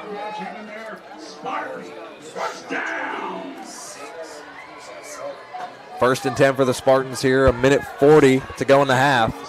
Clock is still winding down. Spartans lead 21-16. They'd like to put it back up to 2 scores before the halftime break. Two receivers on either side. Here's Page dropping back. Got time to breathe. He's under pressure. Moving off to the left side. He's going to have to hold on to it here down inside the 20 as he heads out of bounds.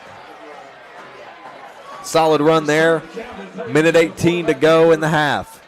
Smart play by the quarterback right there. The defense had everybody on lock, had everything covered, and make sure that nothing was going to happen. But he had plenty of time there a little bit, but he did have enough room to go out on the open side of the field and was able to get a few yards out of the deal. 7-yard run by Lucky 7. That's Camden Page trying to lead the drive here with 1:18 to go in the half. It'll be 2nd and 3. Receivers on either side of the line. Here's the handoff to York in the backfield. Forces his way up the A-gap. Past the 20-yard line into the red zone. Go the Spartans. Page trying to play hurry up. Calling the audible here. 1:10 to go in the first half. And they'll call it a first down. Here's a snap. Page going to hold on to it. Flicks it off the screen. He's got Carter again, who's going to try to shake and bake past the 10-yard line. He's tackled quickly. Looks like he's brought down around the 8 with right at a minute to go here in the first half. That completion good enough for 9 yards to Carter. 2nd and 1 from the Tigers 6. Here's the handoff to York. York trying to bounce his way, but he's going to get brought down in the backfield by the Tigers. A host of Tigers on it. Timeout's called by the Spartans. It's like they may say that, I think they're going to say they called the timeout in advance of the play. Actually, no, it looks like they will say that they lost it. Officials still talking it over there. Also 3 there against York, who was tackled in the backfield.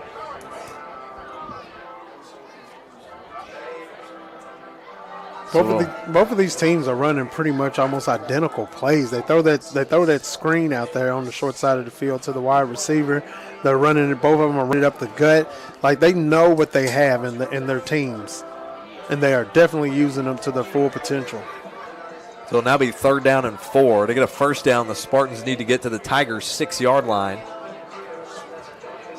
They lead 21-16. They were up 2 scores before the 26-yard passing fadeaway touchdown from McCarley to Jesse. Now 39 seconds to go in the half. Spartans want to make it as difficult as possible here for Hoptown in the second half. Page and York back out there in the backfield. 3 receivers stacked heavy to the right side. 1 to the left and Will Mays. Going to be there to design a blocker. Carter in motion to the left. Now lined up on the left hip. Here's the snap. Hand off to Carter. Carter going to try to shake his way up the right side. Looks like he's got the first down inside the 5. That'll make it 1st and goal for the Spartans with 30 seconds to go in the half. Jake Carter on the carry for the Spartans. Jake Carter with the carry. It's like a 6-yard gain there for Jake Carter. Here's the snap to York. Sidestepping, spinning, forcing his way into the end zone. Caden York, undeniable. Just when you think he's down, he stays on his feet. And the touchdown is complete by York. York does exactly what you are supposed to do as a running back. You keep running, you keep running, you keep moving those legs, and you do not stop. You keep grounding and keep grinding until you make it to your destination, which is the end zone. Looks like a player for the Tigers went down late there in the going of that play. It's like Kayvon Johnson was listed as the starting center tonight. And once again, the Spartans are going to go for 2. A little trickery here. Reynolds down to the back corner of the end zone. It's caught. What a play. Called there and caught by Tucker Sears. 2 more points tallied for the Spartans. They now lead 27-16 with 18 to go in the first half. Or 16, my bad. Got ahead of myself. 29-16 the lead now for the Spartans with 18 seconds to go in the second quarter.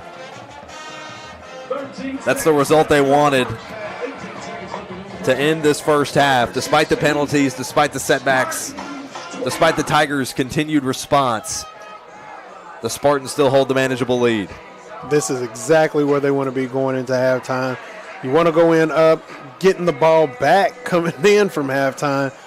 This is exactly where you want to be, and then the defense just has to keep playing the way that they're playing. Is just staying in the game and staying in the moment, and keep those penalties to a minimum, because you give Hopkinsville an inch, they're going to take a mile or 4. So you can't give them any opportunities at all. 18 seconds to try to get something flashy here for the Tigers for an opportunity to score. Spartans will kick off back to the Tigers. They'll try to return. Back to receive is James Bradley, the player to watch. Also back there to receive is Keyshawn Teal, the senior. Set to receive around the 5-yard line. Spartans haven't given them much opportunity to do so. See if they try to go for the touchback here. That one bounces right off the Tigers. Actually made contact with Jordan Catlett, and that will give Hopkinsville some decent field position here with 16 seconds to go. They'll have it at their own 46-yard line. Or if that was intentional. Wow, and I'm wondering. Or if it kind of came low off the foot, if it was a little low heel toe. See, and I figured that's what they were going to try to do, just to keep the ball in bounds, let them run, make a move, make a play, and run the rest of the time down. But I think it might have just missed a little bit. Maybe have even done it too, so they didn't have a chance to maybe find some of that space to get down the sideline. 1st and 10 here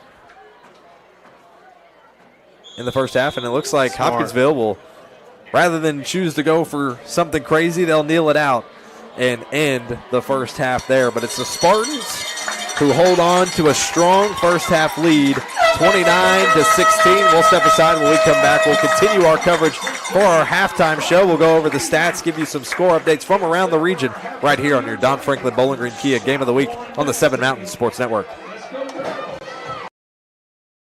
Gear up for spooktacular savings at Don Franklin Kia during the Kia Fall Savings Event. Qualified buyers can get up to $6,000 off MSRP on 2025 Kia Sorento models or up to $4,000 off MSRP on 2025 Kia K5 models. Treat yourself to thrilling deals at Don Franklin Kia, driven by family. When you bundle home and auto, life can be easier. You choose coverage that makes sense for you, at a price that's right for you, and a local State Farm agent who's there for you.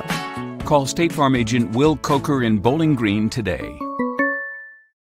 At Morgantown Bank and Trust, a home equity line of credit offers you flexible access to the value in your home. With 5.99% introductory interest rate for the first 6 months, all the cash you need is right under your roof. Call today.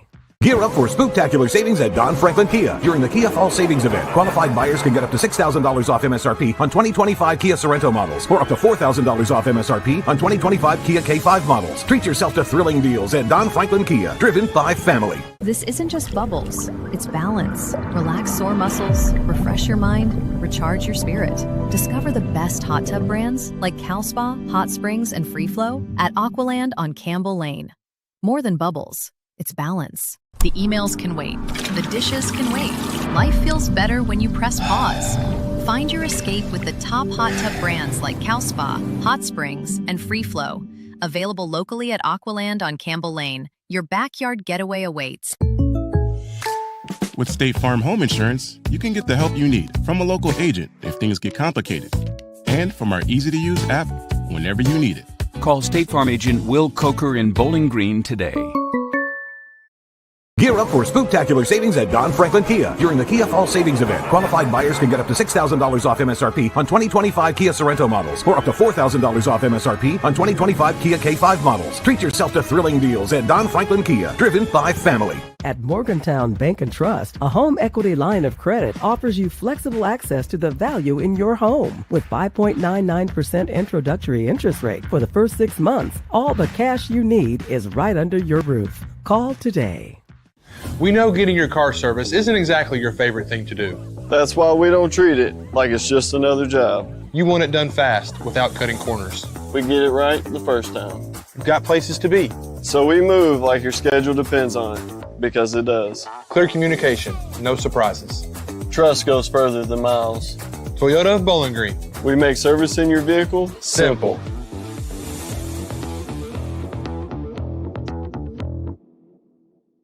This isn't just bubbles, it's balance. Relax sore muscles, refresh your mind, recharge your spirit. Discover the best hot tub brands like Cal Spa, Hot Springs, and Free Flow at Aqualand on Campbell Lane. More than bubbles, it's balance. The emails can wait. The dishes can wait. Life feels better when you press pause. Find your escape with the top hot tub brands like Cal Spa, Hot Springs, and Free Flow. Available locally at Aqualand on Campbell Lane. Your backyard getaway awaits. When you bundle home and auto, life can be easier. You choose coverage that makes sense for you, at a price that's right for you, and a local State Farm agent who's there for you. Call State Farm agent Will Coker in Bowling Green today. Gear up for spooktacular savings at Don Franklin Kia during the Kia Fall Savings Event. Qualified buyers can get up to $6,000 off MSRP on 2025 Kia Sorento models or up to $4,000 off MSRP on 2025 Kia K5 models. Treat yourself to thrilling deals at Don Franklin Kia, driven by family. Welcome you back here to your Don Franklin Bowling Green Kia Game of the Week at South Warren High School. Spartans hosting the Hopkinsville Tigers. At halftime, Spartans lead 29-16. Both these teams looking to continue their postseason hopes here in 6A. And as we take a look at your first half offensive stats for both of these teams, looks like our graphics not working, so we could just go ahead and read them off to you, at least as we have them. Total for the Spartans so far, at least by our metrics, so these may be a little wavered compared to the final results. 161 passing yards for the Spartans, 94 rushing, 255 the total. There we go. We got your stats up there on your screen now if you're watching with us live on YouTube. By comparison to the Tigers, we've got 181 total yards there for the Tigers, 178 rather, 47 rushing, 131 passing. by our metrics for the Tigers tonight. So not totally lopsided, a little bit of an advantage given there to the Spartans, but the Tigers still very much in it here through the first half. Those are your halftime scores so far, or halftime stats for the offense. Hamp, how is the defense looking for both of these teams? Man, the defense, you can't call just one name on either side because the defenses have been doing the best that they can with what they got going and what's coming in front of them. Both defenses, though, have had now give or take 25, 26 tackles apiece on each side there. They are doing the best that they can with what they got. There's probably been more broken tackles than there have been tackles because the two running backs, you got Caden York, and then you got Bradley, and they are just moving. When they got the ball in their hands, anybody that's trying to tackle them, you can't stop them by ankle tackling. You can't stop them by going straight up all the time. You can't just shoulder tackle them. You have to actually get in there and get in dirt and get in the mud with them because those guys right there, they're going to keep those legs chopping. And that's the thing, too, with both those running backs is they're not afraid to get in the mud either. We saw it twice from Caden York in both his trips to the end zone tonight for the Spartans. His ability to stay on his feet, to fight despite immense pressure, especially with that first one. We were all convinced he was down at about the 8 or 9 yard line, and turns out when you watch it back on the replay, we had a great shot courtesy of Dalton Lawson on the field cam, who from the perspective of the camera, it looks like York on the spin trying to break the tackle basically does a limbo move, catches himself on with a stiff arm off the ground and just pushes himself towards the end zone and somehow still manages to get there. That's something we've seen from him all season.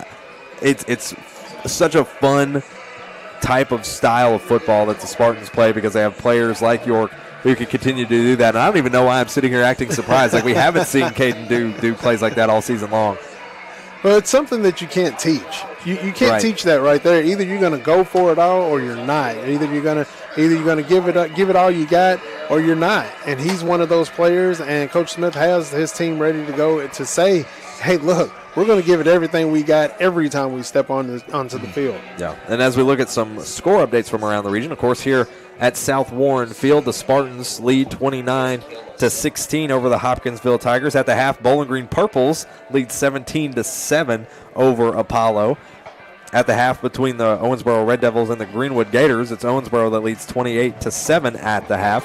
Final score from 2A between the Monroe County Falcons and Lexington Christian. Lexington Christian takes the win 51-21. So a solid outing there by my hometown, Monroe County Falcons, putting up some good numbers there in their final game of the season. Halftime between Paducah Tillman and Franklin Simpson. The Blue Tornadoes 42-7, their lead over the Wildcats at halftime. And Murray over Hart County 28-0.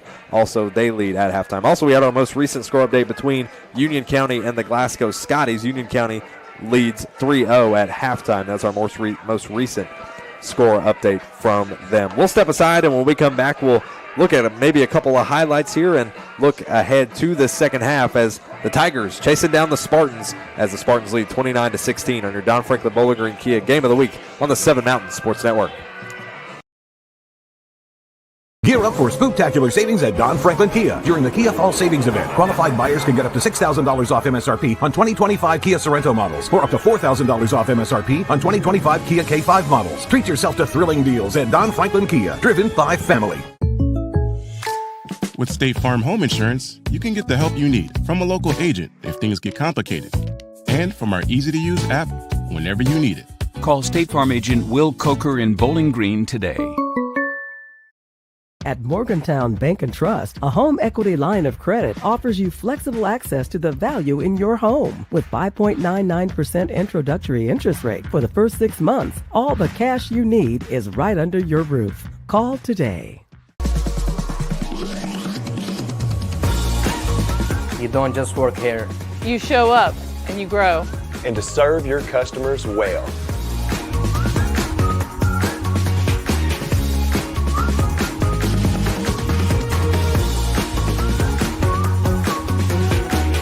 We're not just selling cars, we're selling careers and relationships.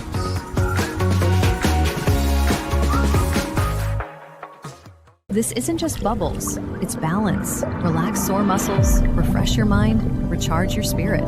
Discover the best hot tub brands like Cal Spa, Hot Springs, and Free Flow at Aqualand on Campbell Lane. More than bubbles, it's balance. The emails can wait, the dishes can wait. Life feels better when you press pause. Find your escape with the top hot tub brands like Cal Spa, Hot Springs, and Free Flow.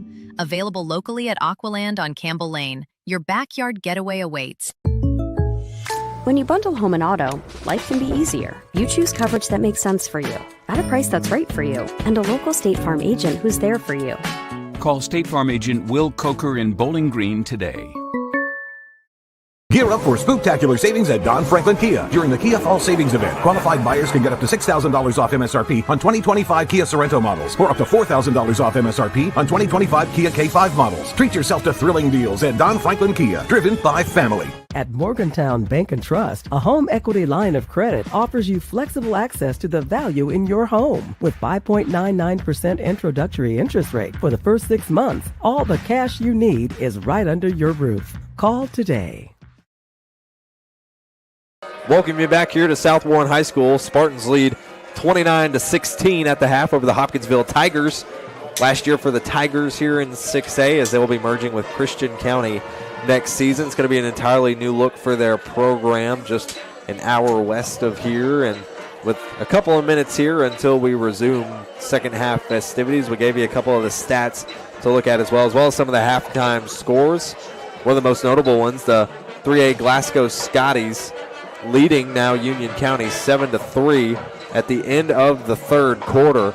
And also some news out of the Glasgow Scotties camp. It seems that starting quarterback Hudson Gum has been injured. There is a backup in at quarterback for the Scotties, at least as of now, but Scotties still hold on to that 7-3 lead coming to the end of the third quarter. Of course, here in Spartans territory, we've had an exciting game thus far. And especially in that first quarter, Hampton, what looked like this was going to be a shootout at some point, but it seemed like that second quarter got settled in. The defenses got settled, but the Spartans at one point racking up a couple of penalties on the defensive side that really set them back. Oh, yeah, those penalties, again, that's something we're not uncommon with when it comes to the Spartans. Now, last week, or the last time we were here and watched the Spartans play, they had cleaned up the penalties, and it seems like they had that bye week and they almost forgot. But I'm sure right now, Coach Smith is saying, hey, I don't know what you all have forgotten, but you need to unforget what you've forgotten or bring back what you've forgotten, rather, because those penalties are the things that put the Hopkinsville Tigers right back in contention a couple of times out here this evening. Absolutely. With 2.5 minutes now to go until we get back to the action, we'll go ahead and step aside. When we come back, we'll preview the start of the second half here as the Spartans lead 29-16 over the Hopkinsville Tigers on your Don Franklin Bowling Green Kia Game of the Week on the 7 Mountains Sports Network. When you bundle home and auto, life can be easier. You choose coverage that makes sense for you, at a price that's right for you, and a local State Farm agent who's there for you. Call State Farm agent Will Coker in Bowling Green today.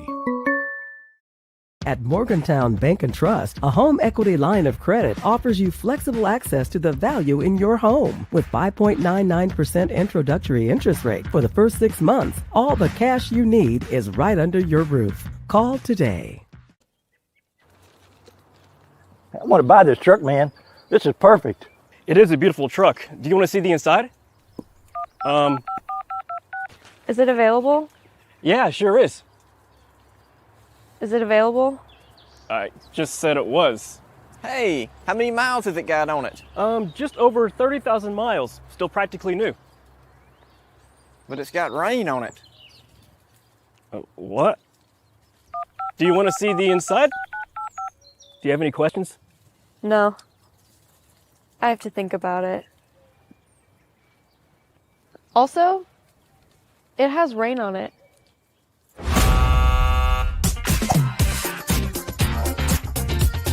Selling your car shouldn't be a pain. Bring your vehicle out to Toyota Bowling Green and we'll make sure you get taken care of.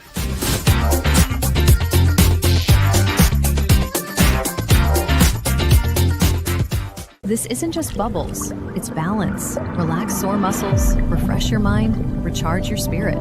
Discover the best hot tub brands like Cal Spa, Hot Springs, and Free Flow at Aqualand on Campbell Lane. More than bubbles, it's balance. The emails can wait. The dishes can wait. Life feels better when you press pause. Find your escape with the top hot tub brands like Cal Spa, Hot Springs, and Free Flow. Available locally at Aqualand on Campbell Lane. Your backyard getaway awaits. Welcome you back here to South Warren High School. Spartans lead 29-16 over the visiting Hopkinsville Tigers here at the half. One of the first players, Hamp, I noticed that was back out here on the field for either team was the senior, the kicker, Alan Alec, who had that missed field goal in the first half and was already taking reps, going up and down the field, trying some from 20, from 25, from 30. He's still out there as well, took a couple of reps. He was one of the first players out on the field. So clearly wanting to make sure that he's as prepared as he can be for the second half should his name be called. Oh, yeah, because it very well could come to a situation, just no, depending on what happens there, man, it could end up becoming a situation where, are you going to be able to kick a 40-yarder for us? Mm-hmm. You know, and it could come down to that, and him coming out and practicing, making sure that he gets that right, making sure that if he has to be, he can be the hero of the game, which I'm sure he's not saying, hey, look, put it with my foot.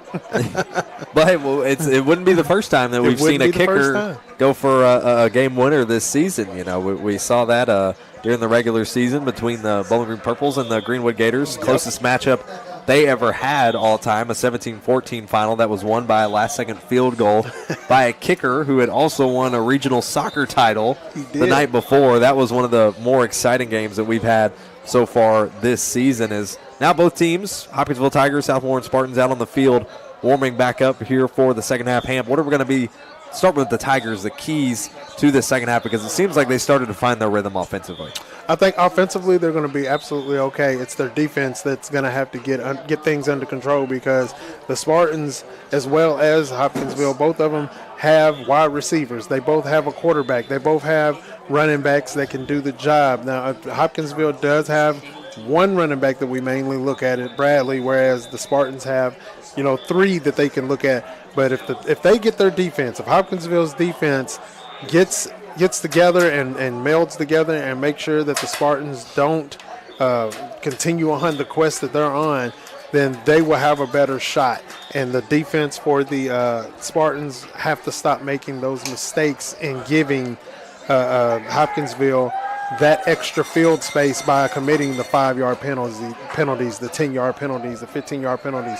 Those are the things they have to stop doing in order to make sure that they can allow their offense to have continued success without the stress of worrying about, is our defense going to hold us down? And that was the big question mark, really, coming into tonight's matchup between these two teams, was the defensive performance from the Tigers, at least through 6A and in their class. The team defense, that's including passing and rushing yards, as well as the score margin of how many points they allow. They rank 18th in 6A, whereas the Spartans rank in the top 5. So that was really the big question. Rushing defense hasn't been a strong suit for the Tigers this year. 22nd they rank in 6A class. So coming into tonight, ironically though, we've seen a couple of runs, breakaways, but it's come from both sides, both through the air and on the ground for the Spartans. Seems like maybe the pass game has gotten going more in this one for South Warren than perhaps the regular season matchup for this team, which of course weather had a lot to do with the outcome of that one. Oh yeah, I think it's also they're setting things up a little differently than what they've been doing, which normally they set it up with the ground games. They'll beat you up with the ground game and then toss it over you. But right now, fortunately, they have the opportunity. They have the weapons to be able to have two different quarterbacks they can throw in there and get the job done in the air. They got the wide receivers to get the job done. So their offense is definitely rolling and setting it up with the pass, then the run. Third quarter set to get underway here. Spartans won the coin toss at the start of the game and deferred to the second half. Bridges once again on the return here, past the 25, past the 30, and he's dragged down at the Spartans' 32-yard line. And the first offensive drive for either team this second half will start from there with the Spartans. This is the furthest back the Spartans kind of started. Yeah, they're on their own 34. On their own 34, yeah. I think this is the farthest back they've started the whole game. They've been able to return it to about the mid-30s to towards the 40. So another solid stop by the Tigers, who have continued to push the Spartans back, it seems like, on every new kickoff. Now with the Spartans leading 29-16, Tigers are going to hope for a quick defensive stop and a chance to get back within a score. Here's a quick snap here for Page. Pitched it off the screen to Carter. Now up the right side, shake a one defender, now shake a two. Multiple flags thrown, both around the spot of the play and in the backfield, and it will be a holding penalty on the Spartans. Not the way you want to start the second half if you're South Warren.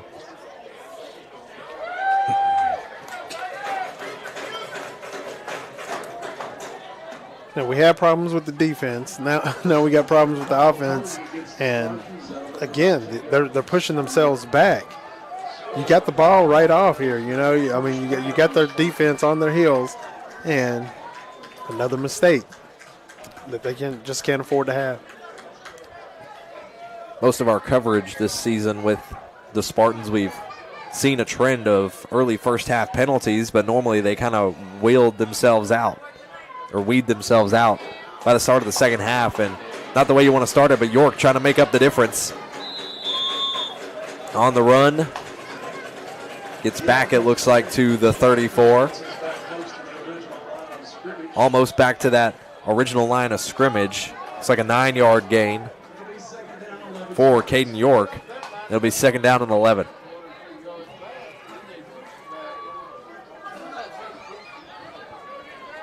Minutes to go here in this third quarter. Temperatures starting to drop here. That can make a difference for both of these teams as Page takes the direct snap backwards. He's going to have to get on the run. He's under pressure. He's going to have to flick it off to the left side. Only receiver nearby was Isaiah Bridges, but that one lands very clearly out of bounds. Page forced to get it out quickly. Smart move. That was a very intelligent quarterback move there. Get out of the pocket, make moves, make the play with your feet. Get out of the way. If you have nothing downfield, get it on out of bounds. No need to take a sack. No need to attempt to try to throw something and mess around and get an interception thrown on you. Incompletion will bring up 3rd and 11 for the Spartans with 10:53 to go in the third quarter. York on the right hip. Carter in motion to the right side. Two receivers on either side. Carter shooting downfield. Page across the middle. Carter on the cutback. Looks like it's caught. As Carter steps out of bounds, it'll be a blowout first down. It looks like it'll shift the chains. The chain crew has yet to move it. And it will be just enough, it looks like. Yes, it will. Officials had to do a real quick measure there. They had to check and make sure they were correct.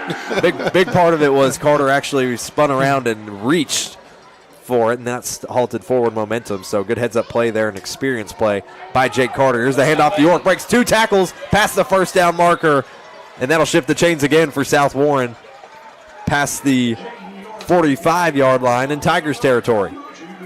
DeAndre Watkins was able to trip him up. He tried to give him a heads-up tackle there, but it just wasn't enough. He's too powerful. York is just a very powerful runner. 2 strong runs for York to start the second half. 10.5 minutes to go here in the third quarter. 3 receivers stacked heavy to the left side. Carter to the right. York in the backfield. Fakes the handoff to York. Pitches it off the left side to Bridges. That one pitched just a little too high. That one incomplete. Bounces off of Bridges' gloves. And bring up 2nd and 10. Now, Camden's defense, he had pressure on him, so he tried to get the ball up just enough, but it was just a little too high. Just a little too high. Bridges had to use some of that leaping force to jump up. It looks like we'll calling an official timeout here. Griffin Reynolds did march out onto the field, it looked like, and is now heading back to the sideline. Will Mays heading out. Caden York heading out as well. Jameer Board's in at running back. And they'll resume play. Some communication going on there between the backfield and South Warren and some of the officials. Now back to the action, 2nd and 10. In motion is Caps to the right side. Handed off the Boards here, and he's got space down the right side. Cuts back up the middle. Looks like he'll have enough for the first down. And he will. That'll shift the chains. Jameer Boards coming in relief for Caden York. And continues to be impressive. He's averaged a little over 7 yards a carry all season. Take a look at this replay. Just past that 35. Takes a couple of defenders there to bring him down. Back to the action. 1st and 10 for South Warren. In motion goes Caps. To the left side. Again, another handoff to Boards. Thinks better of it. Cuts up the middle. He's brought down in a hurry. Solid gain again there for Jameer Boards. He runs just as hard as York does, man, and he keeps those legs moving. 5-yard gain that time for Boards after the 11-yard run. They got him a first down. There's about a 6-yard gain there for Boards. Bring up 2nd and 4 for the Spartans.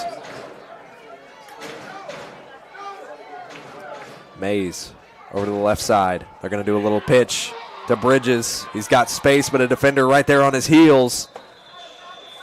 Gets past the 20-yard line where he's forced out of bounds. It'll shift the chains for another Blowout Co. first down. Blowout Co. is your destination for all things homecoming, blowouts, special occasion hair, makeup, and spray tans. Find more information at blowoutco.com. Several additional substitutions here. Carter and Sears. Still very much in. Griffin Reynolds now in as well. He's going to line up on the left side of the line. 2 receivers to the right side on the near side of the field. Jameer Board still in at running back. He'll line up in the backfield along the left hip of Camden Page. 8:45 to go in the third. Here's the snap. Page, time to breathe. Got additional blocking help there from Boards. Page going to have to go on the run. Heads out of bounds, but there is a flag thrown in the backfield. Was thrown around the middle of the play once Page went on a breakaway, and it will be another holding penalty on the Spartans. Those are the ones that'll get you. Those are the ones that'll get you. I think it may have possibly been on Jameer Boards. I'm not entirely sure. Because Boards was there to block for Page.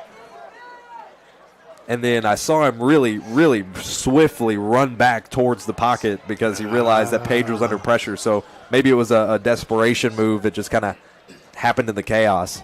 You know, sometimes you got to do whatever it takes to protect your quarterback. And the Spartans draw the offsides.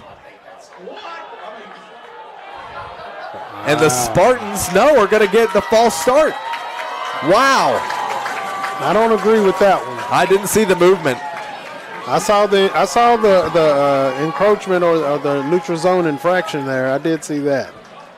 Yeah, multiple Tigers defenders appeared to have jumped off sides, but even the PA announcer on the opposite side of the field had a bit of a hot mic what moment. I think a lot of us did there. Oh, my goodness. That one was confusing. First and way long. Spartans going to need a big play here to convert on a first down.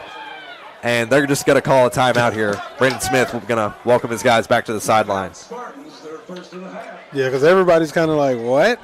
Wait a minute here. Not too happy, I don't think, was head coach Brandon Smith. You don't always see him as the first one to greet the team in a timeout to the sidelines.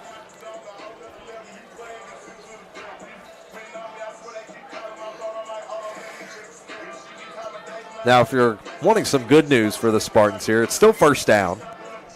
The bad news is to get the first down, you're going to have to get all the way to what looks like the 7 from the 33, give or take. And it's possible. They hit one of these screens with Carter right here on the more open side of the field. They can get him going. They can get York going. I mean, Bridges. Oh, yeah. Man, still just totally caught off guard by that offside. I mean, everybody was no crazy reaction. Everybody was like, okay, yeah, that was, and then, wow. Still a lot of surprise there. Oh. Good composure there for the Spartans that time. Pitch it over the top to Carter from Page. Carter on a breakaway inside the 15, inside the 10, and he's tackled there. That might have been enough to get the first down. No, it's going to come up just short. But, Hamp, you mentioned it there. That play is exactly pretty much what they drew up. Same player at all. They got him down here. Put me on the staff, Coach Smith. 23 yards. The completion there for South Warren, and that'll set him up for 2nd and 2. Here's Page, pitch it off to the left side, hauled in by Reynolds. He's forced out of bounds, it looks like around the 4-yard line. And that'll be enough for the first down and set up 1st and goal for the Spartans inside the 5.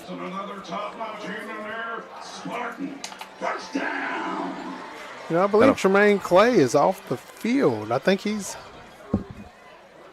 hurt his arm earlier, and I think he's standing over here on the sidelines. Looks like it. 7 minutes to go here. Clock is running in the third quarter. 29-16, the Spartans still lead. Trying to make it a three-score game here. Here's a snap. Page faking the handoff. It's going to be a QB keeper up the left side. Page slips the defenders with a sneak for the QB. In for 6. Great sneak. I was totally confused. I had my eyes sitting on Caden, man. Look at this replay courtesy of Toyota Bowling Green. Perfectly designed. Even our camera got lost up on the roof. That's how you know that's a good drawn-up play. Even our own cameras get faked out in the process. That was great. We got the Selly. Great shot there by Megan Geisler up on the roof. She's bearing the elements up there to bring all the awesome shots here tonight. Spartans now up 35-16, and they're going to go for 2 again here, it looks like. Here's Camden Page holding on to it, pitching it back the other way. That one's caught, and he'll go down. It looks like Malik Butler, who had the reception, who was there to bail out Page, possibly another one of those trick design plays, and ultimately did not fall. But still, the Spartans lead 35-16 with 6:46 to go here in the third quarter. We'll step aside for just a moment to see if the Tigers can respond on your Don Franklin Bowling Green Kia Game of the Week on the 7 Mountain Sports Network. Gear up for spooktacular savings at Don Franklin Kia during the Kia Fall Savings Event. Qualified buyers can get up to $6,000 off MSRP on 2025 Kia Sorento models, or up to $4,000 off MSRP on 2025 Kia K5 models. Treat yourself to thrilling deals at Don Franklin Kia, driven by family. Gear up for spooktacular savings at Don Franklin Kia during the Kia Fall Savings Event. Qualified buyers can get up to $6,000 off MSRP on 2025 Kia Sorento models, or up to $4,000 off MSRP on 2025 Kia K5 models. Treat yourself to thrilling deals at Don Franklin Kia, driven by family. Welcome you back to Sparta as the Spartans lead 35-16 after that run for the Spartans. They get in off the 5 or 4 yard rushing touchdown to Camden Page, who gets in for 6. They failed to convert on the 2-point conversion, but still they lead by 19 points. Just shy of a full 3-score game. And that kick return will land out of bounds near the 3-yard line. What would have been a solid kick return otherwise. We'll now have the Tigers, I believe, starting from their own 35. Spartans held on to the ball for quite a bit on that coming out of the half there. They took up almost half the time. 6:46 to go in the third quarter. It'll be 1st and 10 for the Tigers from their own 35.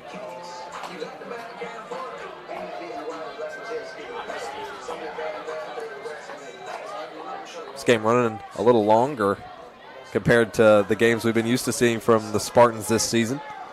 1st and 10. Pitch over the right side again. A catch by Jesse. That one's complete. Spins his way past the 40. And the Hopkinsville faithful are not happy about some of the contact there late, and looks like head coach Dustin Lopez is pointing out Caden York in the midst of the chaos, even pointing him out to the officials standing nearly face-to-face with him. 8-yard completion there, though, for Jesse for the first offensive drive in this half for the Tigers. In a situation like that right there, I mean, somebody going toward the out of bounds, if you're going to go ahead and make the tackle, you got to go in and make the tackle because they can still spin out and continue on downfield. 2nd and 2 on the way for the Tigers. They'll hand it off to Bradley, and he'll get stuffed for no gain. That'll bring up 3rd and 2. That was actually Smith on the carry rather than Bradley, who did a lot of the heavy lifting in the first half. Be a loss of 1.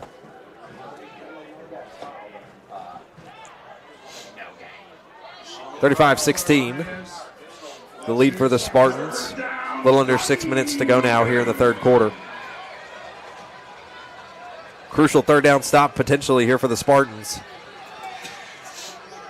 Tigers trying to convert like they did on their most recent scoring drive or draw another penalty. That snap is high and going way on back to the 20. It's scooped up by Bradley, who's now on the run, trying to escape the Spartans' pressure, and he's still on the breakaway. Nearly gets back to the original point of the snap. But I think he may have at least lost a yard there, and he did. It'll bring up 4th down. Man, what a potential recovery that was for James Bradley. Could have been so much worse, but regardless, Tigers on the lost snap will bring up 4th down. But just look at Bradley on this return. Bringing a slew of Spartans with him, but at some point he was going to meet his fate. Ended up in a loss of 1 and what would have otherwise been about a loss of 20 plus. And still the Tigers are going to go for it. And the play is called off. It looks like a timeout's going to be called by the Tigers. Their first timeout of the half. Man, they're lucky they have a player like Bradley right there to take care of a situation where you can grab up the ball 20 yards in the backfield, scoop it up, and get you 19 yards out of the deal to get you back almost exactly where you were to try to get that 1st down. And if you notice, Sam, now that we're kind of putting 2 and 2 together, we've seen these teams kind of what their game plans might be. We've seen the kick returns and the punts. None of them have landed anywhere near James Bradley, even though he is back there set to receive. They have always landed either out of bounds or in the end zone or on the opposite side of the field from wherever James Bradley is standing. So evidently you can tell game plan number 1, as it has been for the defense and for the special teams, is to keep the ball away from the guy whose jersey bears number 3. Don't want to give it to Bradley, and then the Hopkinsville saying, look, do not kick the ball to New York. Because do not kick it that far. Kick it to the bridge. To the greatest city in the world. To the greatest. You see Winston? You know what I'm talking about. Come on now. 4th down, and the Tigers offense still on the field. They're going to go for it. This one pitched off to the right side. Incomplete. Ooh. The pass intended once again for Aiden Jesse, who's seen a plethora of targets tonight, and ultimately that one just pitched a little too quick and goes incomplete, and a turnover on downs to the Spartans, who will have good field position here and start a fresh drive at the Tigers' 40. They get in on this one right here, and it's almost like you can't coast, but you kind of got a feeling.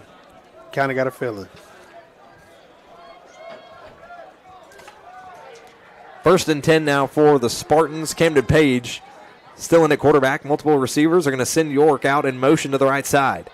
Way far out to the right side there, potentially to bail out Page, but no, Page going to fire downfield. He's got a man down there inside the 10-yard line. No doubt about it. Touchdown, Spartans. Woo-wee. One snap is all it takes for Tucker Sears, who hauls in another touchdown on the season. Take a look at this replay, courtesy of Toyota of Bowling Green. One snap's all it takes. What a throw, and what a catch. Jayon Bass, man, for Hopkinsville. He tried to get up there. He tried to channel his inner Superman to get up there and try to get that ball, but wasn't happening. And they're going to actually fake it here. Instead of going for the PAT, they fake it out and go for 2, and they got it. And the flag is thrown after the play. It looks like it's going to be for the celebration, I'm assuming here, Hamp.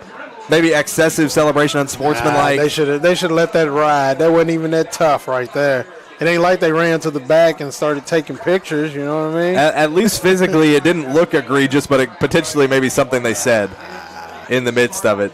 Come on, it's football. I'm going to agree with you, Hamp. I think that's one you got to give. That smooth play. Either team would have celebrated that one. It was a great play call. How could you not? How could you not celebrate it, especially when you didn't think that you were going to get in, and then all of a sudden, boom, we made it in. Yeah, celebrate that, man. Had us all questioning what we were looking at for just a moment. But either way, the Spartans get the 2-point conversion after the touchdown. One pass was all it took. From Page to Sears. Sears' 4th touchdown through the air on the season with 4.5 minutes to go here in the third quarter. And Spartans now lead 43-16 over the Tigers. This is the way you want to go. You want to start going through the rest of the game with this type of lead. It was a 42-yard passing touchdown to Tucker Sears. That now eclipses him over 200 yards total receiving on the season.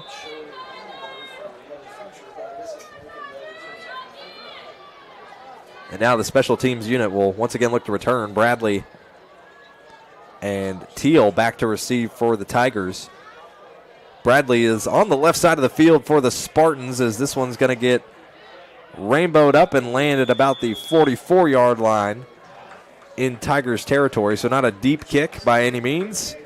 And the offense will head out on the field. It looks like it bounced in at the 44 and then rolled out. So no flag, at least to my understanding. I think it's another situation where they try to kick it short enough to where they didn't get it to Bradley. And I think that if they would have gotten it to number 12 there, if they'd have gotten it to him, it would have been a reverse. Yes, I could definitely see that. That's probably why we've seen so many of them go out of bounds or, really emphasize trying to get the touchback, because there's always a potential for that little reverse sweep. Tigers ball at the 1st and 10 from their own 48-yard line. In the backfield is Bradley, lining up under center, quarterback McCarley. 1st and 10. Faking the handoff, looking downfield, immediately under pressure by Malik Butler, who takes him down to the backfield. Well deserved, another one by Malik Butler. That's 2 for the night on him. Had a little Dexy going in there. Did you see that? Little Dexy? Yeah, he did. Dexy Selly? Look at this here from Malik Butler. Awesome replay, courtesy of Toyota Bowling Green. Gave no doubt. Waiting in the shadows is Malik Butler. Forces a loss of 5 there, bring up 2nd and 15.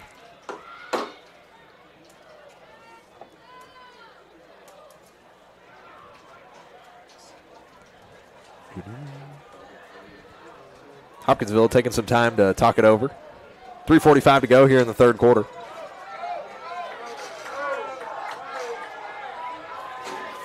Playing some hurry up here. Spartans trying to wave something off. And a timeout's called by the Tigers.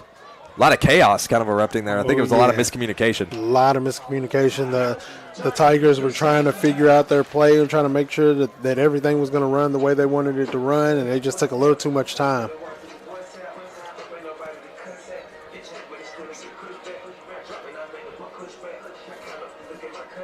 So 3:38 to go here in the third quarter. Spartans lead 43-16. It'll be 2nd and 15 when we resume play. Not the start to the second half that you'd want if you're Hopkinsville, but still plenty of time to turn it around. The only bad thing, though, is you kind of burn a timeout there down to your final timeout here for the rest of the half. And that's where it gets real sticky, and they'll just have to start playing fast if that's what they have to do. Tigers retake the field, as do the Spartans defense. It'll be 2nd and 15 when we resume play. Can't take us anywhere here with the Seven Mountain Sports Network. 2nd and 15, back to the action. Shotgun, here's the snap. Pitch over to the left side. That one looked like it was tipped in the air with the intended target to Aiden Jesse, and it bounces incomplete. And that'll bring up 3rd and long. 15 yards needed to the first down for the Tigers. They've been able to draw some penalties off the Spartans a couple of times tonight. This one might be just a tad bit too long to make that one happen.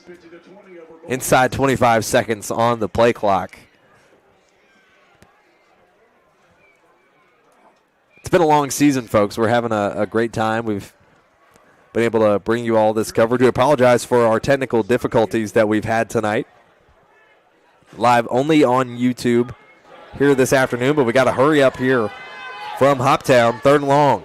Dropping back is the quarterback. He steps up, fires away downfield, and it's just slightly overthrown. Caden York was there on the 50-50 ball. It was intended for James Bradley, but York was there step by step. I mean, who else would you put on him?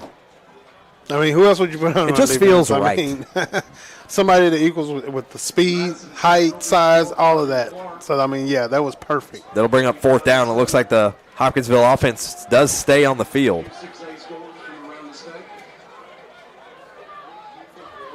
4th and 15 on the way off the incomplete.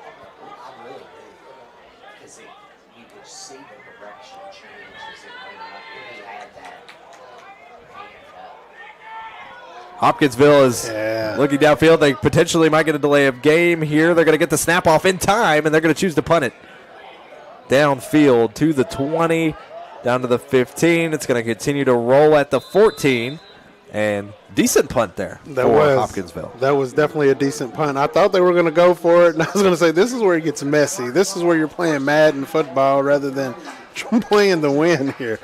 so it's a good thing they went ahead and punted it off, tried to give themselves a chance. This is the deepest the Spartans have been all game. And a final, we do have some score updates from around the region. Final, Union County takes down the undefeated Glasgow Scotties. Final score 10-7. Paducah Tillman also taking down Franklin Simpson with a final score of 49-14. Murray over Hart County at the end of the 3rd quarter. Murray leads 42-6. In motion goes Caps to the left side. Here's a snap. Pitched over to Bell. Bell now to the left side to Caps, who was in motion, who's forced out of bounds, and that'll be a decent gain. Looks like he'll come up just shy of the 1st down.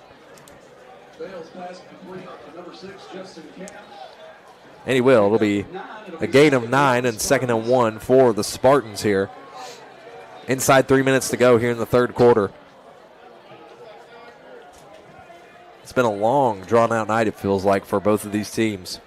It has. They've been working down the field pretty methodically, the best that they can, man. The defense has stepped up for the Spartans, definitely. Here's Bell, the handoff to Boards, who went to the outside, thought better of it, cut back up the middle. Ended up getting brought down in a hurry. Looked like it was enough to get the block, go 1st down, and it was. They'll move the chains. Chase Bell is checked in at quarterback now after seeing Camden Page for most of the 1st half and the entirety of the 2nd half so far up until now. Jameer Boards in at running back. Receivers on either side. Stacked heavy 3 to the right. This one pitched over the middle. Caps with the completion again past the 40. Brought down at the 44. Yeah, they're definitely keeping the defense totally honest, man, at this point in time. They have to do that with Hopkinsville right now because Hopkinsville was looking just for the run. And normally that's what most people would do right about this time. But Coach Smith said, you know what, we're going for the gusto on this. It'll be 1st and 10 for the Spartans from their own 44. Minute 40 to go in the 3rd quarter.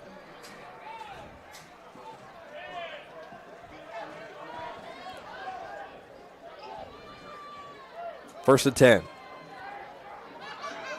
Here's Bell.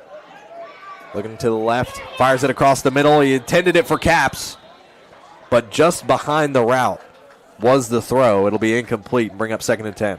I got to give it to this offensive line again. They are giving the quarterbacks plenty of time and keeping the pressure off of them. With little bit of pressure that they do get on them sometimes, of course, we've seen the flags being thrown for a hold or something like that. They're taking care of their quarterback. I love seeing what the offensive line is doing right now. 2nd and 10 now on the way for the Spartans. Chase Bell back to receive. Here's a snap. Boards Cut up the left. Still shaking at the left side. Gets past the 45 to about the 47. And a flag is thrown late. A little bit of shoving going on the far side of the field on the Spartans bench.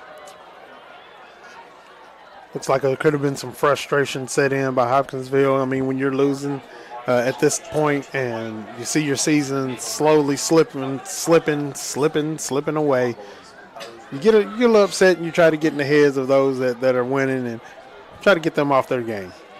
Hasn't been a whole lot of movement on ball placement. This could potentially be on the Spartans. It's a little far for us to see what the perpetrator of the chaos may have been, or who it may have been, rather. Flag is going to be waved off, so no penalty. They could have done that on several other plays earlier. But. Right. So a gain of 3, it looks like, there for Jameer Boards. Minute 12.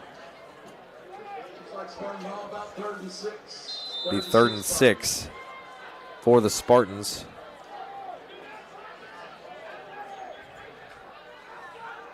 Bell in the backfield. In motion goes Caps. They'll fake the pitch. Bell trying to drop back. There is a flag in the backfield. It will be a holding potentially there on the Spartans. So Chase Bell on the run that would have got the first down. It will be a holding penalty on the Spartans that will bring them back for a replay of 3rd down. I guess that's why I'm not on the field as a referee. Because what I've seen, what they're probably calling as a hold, did not look like a hold to me. The defender, he spun around and he spun around. I mean, what are you supposed to do? I mean, he let him go or whatever, but it's a little difficult. But I'm a defensive man with defensive thoughts. It'll now be 3rd and long for the Spartans from their own 38.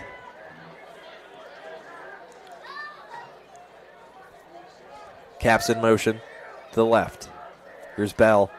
Dropping back. He's got 2 receivers on either side giving him options. This one pitched across the middle to Carter to the 45-yard line, and that'll be just enough to get the first down and shift the chains. It's like the Spartans, they'll commit a penalty and then they'll say, let's see if we can't go 20 or 30 yards. Let's just see if we can't do it. So Jake Carter coming in clutch there to convert on the long 3rd down. It'll be 1st and 10 now for the Spartans at the Tigers' 45. Here's Bell. Handed it off to Boards. Boards finding up some space of the B gap to the left side. And a solid run there. Looks like it'll be enough for another blowout first down, and it is. Spartans will move the chains.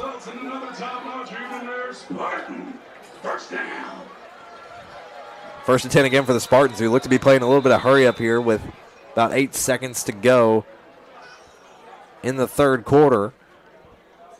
And a timeout is called by the Tigers. That's their... Looked like it was called by the Tigers, I believe. If I'm not mistaken, chief official looked to motion it towards Hopkinsville. If so, that would be their final timeout.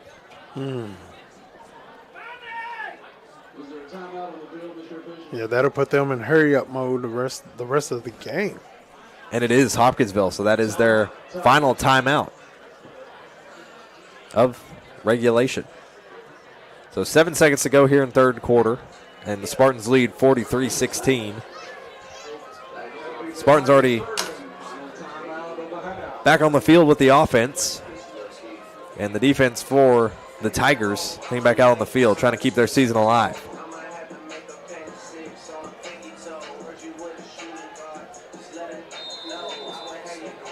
First and 10 on the way. They'll fire off out of the shotgun. Jameer Boards. Offset in the backfield behind Bell. On the snap. They'll hit it off to Boards again. He'll look up the left side again. Finds a hole in the B gap. Plenty of space on the right side. Inside the 20, 10, 5. Touchdown, Jameer Boards. Wow. But there is another flag thrown. That flag was thrown right after the touchdown, though. Spartan touchdown. I think they may have waved off the flag, Hamp. They should have, because the stiff arm, oh my God. My goodness, Jameer Boards, what a play. Spartans are set up to either go for 2 or take the PAT here, but officials are still talking it over around the 15-yard line, and they're going to call it a touchdown. Oh, and so the penalty will be an unsportsmanlike on the Spartans.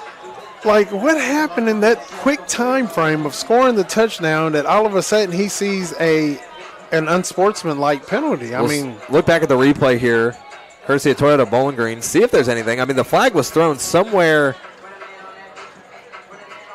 I swear the flag was thrown somewhere during his run down the sideline before he made it to the end zone. So that's where I'm confused on where the unsportsmanlike may have come from. But either way, I thought he was already in, and so it was just kind of, I was confused. I'm still confused. Either way, Spartans look like they're going to go for 2 again here. A little bit of a low snap to Bell, who's going to hold on to it himself, head into the end zone. No question about it. 2 points are good, and the lead extends for the Spartans. Was there another flag? Now, I've seen 2 Hopkinsville players and one of the Spartans in the far back behind the field goal. Chief officials taking a slow march there towards the end zone. Looked like they were in some sort of confrontation a little bit. Officials still talking it over here. Potentially a confrontation between the teams after the conversion was complete. If the penalty is on Hopkinsville, then the 2-point conversion would be secured. Of course, it does depend on what the final penalty is, and longest we've seen the officials try to talk this one over. Again, we mentioned that final score from Glasgow and Union County. It was 10-7 with Union County on top. They did lose starting quarterback Hudson Gum and appeared to be some kind of an injury with his knee. And now here at Spartan Field, we're going to get the final rule here. Hudson Gum apparently leaving on crutches from Scotty's Field. It looks like another unsportsmanlike on the Spartans, so that should count the 2-point conversion. It was deemed to be after the play, and the Spartans lead 51-16 at the end of the third quarter, as the officials are still talking things over here. They're also walking over to the sideline, talking things over with Tigers head coach Dustin Lopez. In his second year with the program, regardless, to start this fourth quarter, the score is 51-16 with the Spartans on top. Into the third quarter, Bowling Green leads Apollo 38-14, so they're about on the same track as we are. And again, we mentioned that brutal injury for the Scotties that has ultimately cost them their undefeated season and run for a title. Quarterback Hudson Gum, unfortunately, going down with what appeared to be a knee injury and was leaving the field on crutches, as we will now step aside. Spartans lead 51-16 at the end of the third quarter. We'll be back for the start of the fourth here on your Don Franklin Bowling Green Kia Game of the Week on the 7 Mountain Sports Network. With State Farm Home Insurance, you can get the help you need from a local agent if things get complicated, and from our easy-to-use app whenever you need it. Call State Farm agent Will Coker in Bowling Green today. At Morgantown Bank and Trust, a home equity line of credit offers you flexible access to the value in your home. With 5.99% introductory interest rate for the first 6 months, all the cash you need is right under your roof. Call today. You don't just work here. You show up and you grow. And to serve your customers well.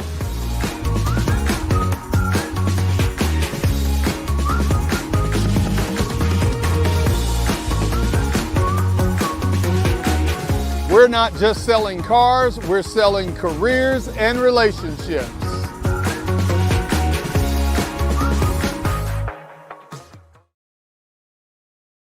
Wow. Welcome back here to Spartans Field at the campus of South Warren High School. Start of the fourth quarter with the Spartans leading 51-16.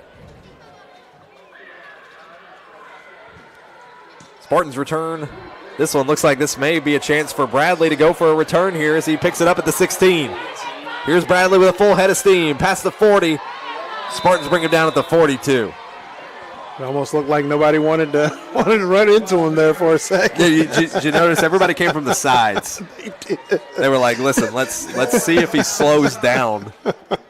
Which was really smart. And then if he gets within 5 yards, then you can move.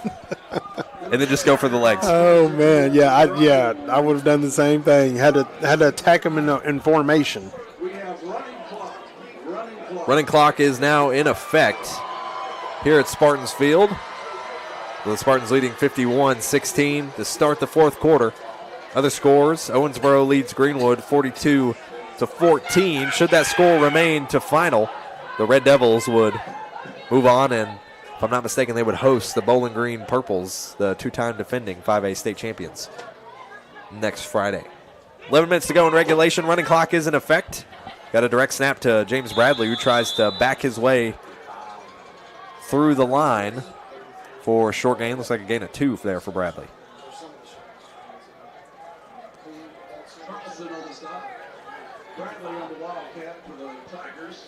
.10:40 to go in regulation. Spartans trying to put this one away.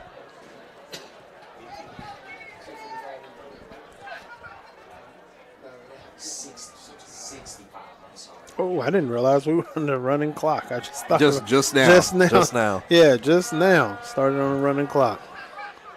Inside 10.5 minutes to go with running clock in effect here in the fourth quarter. Tigers trying to find some momentum. Here's a handoff to Smith. Smith up the middle this time for a short gain. Looks like about 2 yards. Once again for Jeremiah Smith, the sophomore back. He's got some good speed too. Yeah, he does. Yeah, he does. But that Spartan defense is doing exactly what we knew they would do and how they play their game, man. They play their game exactly the way they do it every time. They might start off kind of slow, but once they figure it out, all systems are go. Looks to be about 3rd and 6 now on the way for the Tigers. They've had a lot of instances like this tonight, about 3rd and midway for the first down. 9.5 minutes to go. Dropping back is McCarley. Pitch it off to the right side. That one's caught by Jesse, and he's got space down the sideline. Reminiscent from the first half of his first score. He's tripped up inside the 20.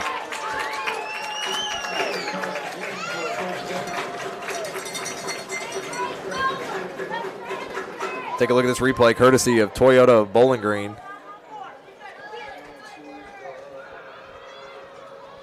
Go from the 47 in their own territory to the 12 in Spartans.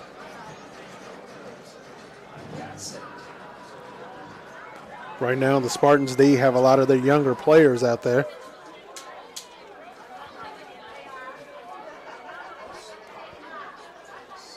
Tigers with some momentum. 1st and 10 inside the red zone. This one going to be pitched up back to the right corner of the end zone. It's caught. Jesse with another touchdown for Hopkinsville.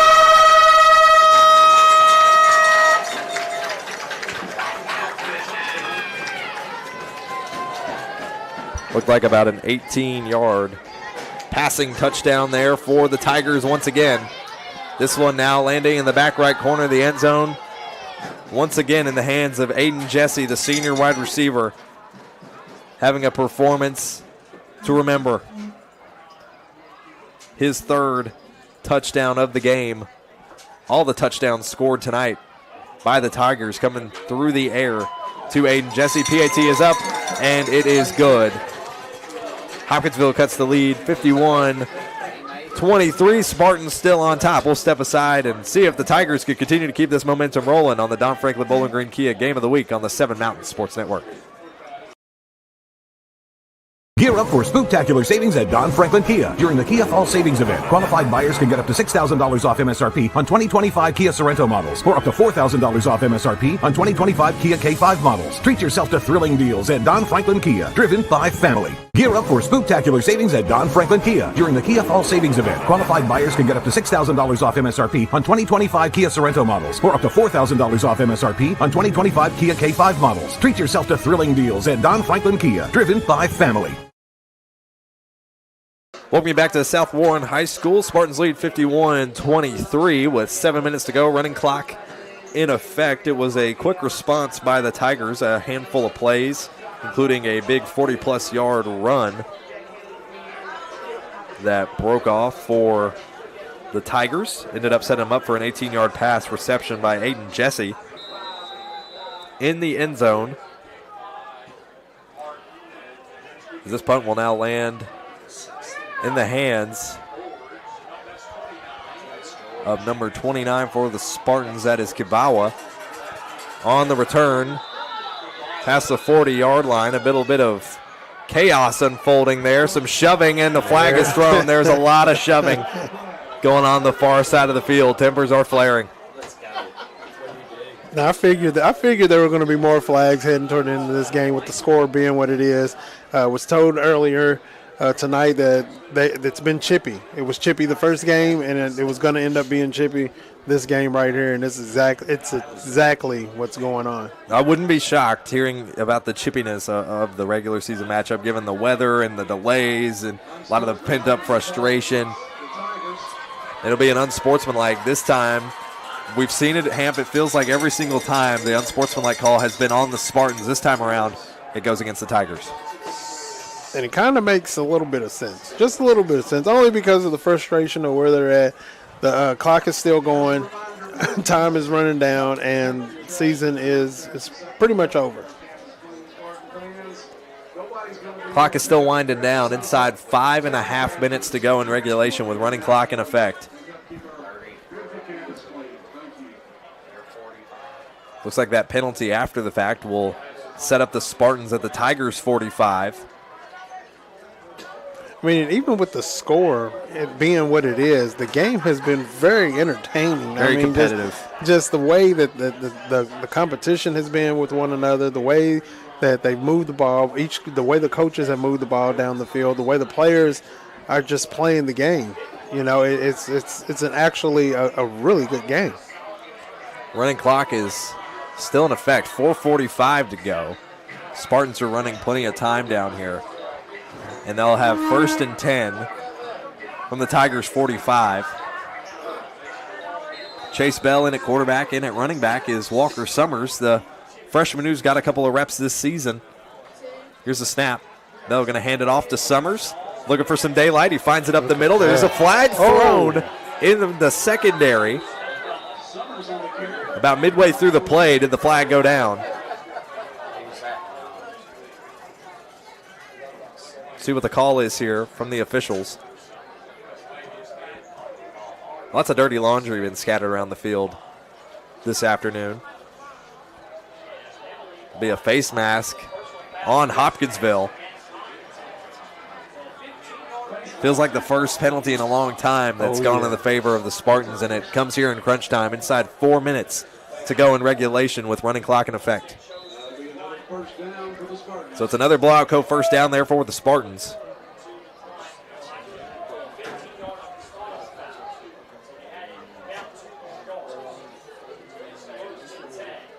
Chase Bell. Understanding the situation here, 3:15 now to go with running clock in effect. 1st and 10. Here's a snap. They're going to pitch it off to the right side to Summers. Summers breaking a couple tackles. Another flag is thrown with Summers on a breakaway. I think they're going to say he stepped out of bounds potentially, or just call the play dead. Another flag is thrown late. Dirty laundry is all over the field here in the fourth quarter. Come on. With 2:55 to go and the running clock still in effect. Officials talking it over on the far side of the field there.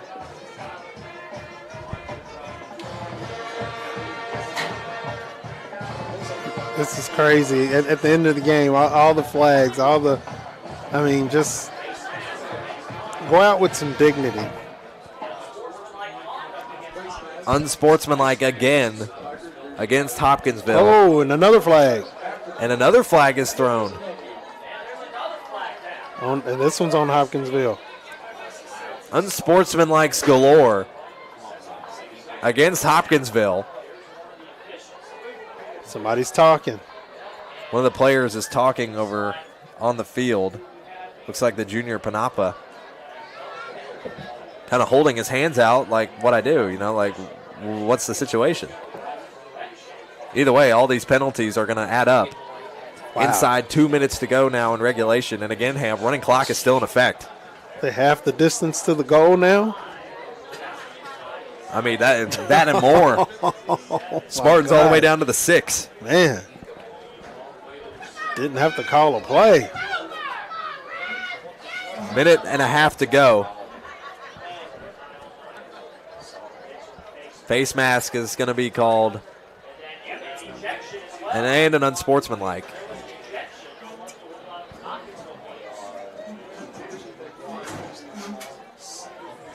And now and it looks like number 18,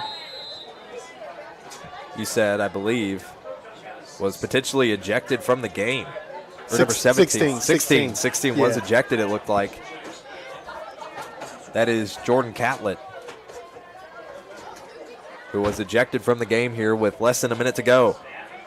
Bell, handoff to Summers. Summers trying to truck his way to the end zone. And it looks like there was another holding penalty. This one going to be on the Spartans. Strong run for Summers. That one's going to be redacted.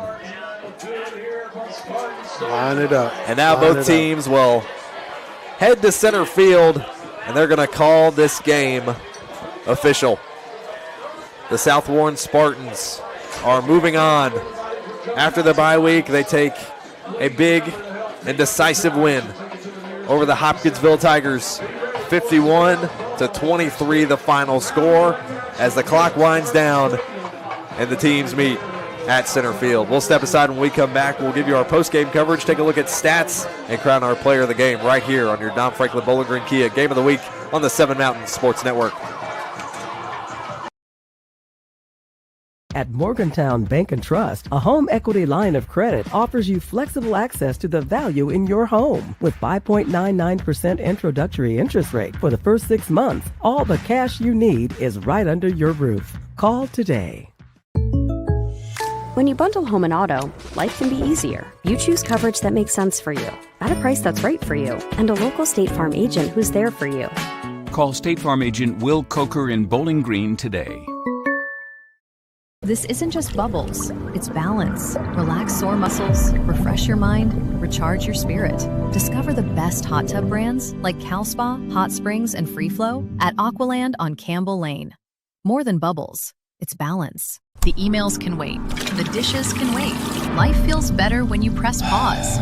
Find your escape with the top hot tub brands like Cal Spa, Hot Springs, and Free Flow. Available locally at Aqualand on Campbell Lane. Your backyard getaway awaits. I want to buy this truck, man. This is perfect. It is a beautiful truck. Do you want to see the inside? Is it available? Yeah, sure is. Is it available? I just said it was. Hey, how many miles has it got on it? Just over 30,000 miles. Still practically new. But it's got rain on it. What? Do you want to see the inside? Do you have any questions? No. I have to think about it. Also, it has rain on it.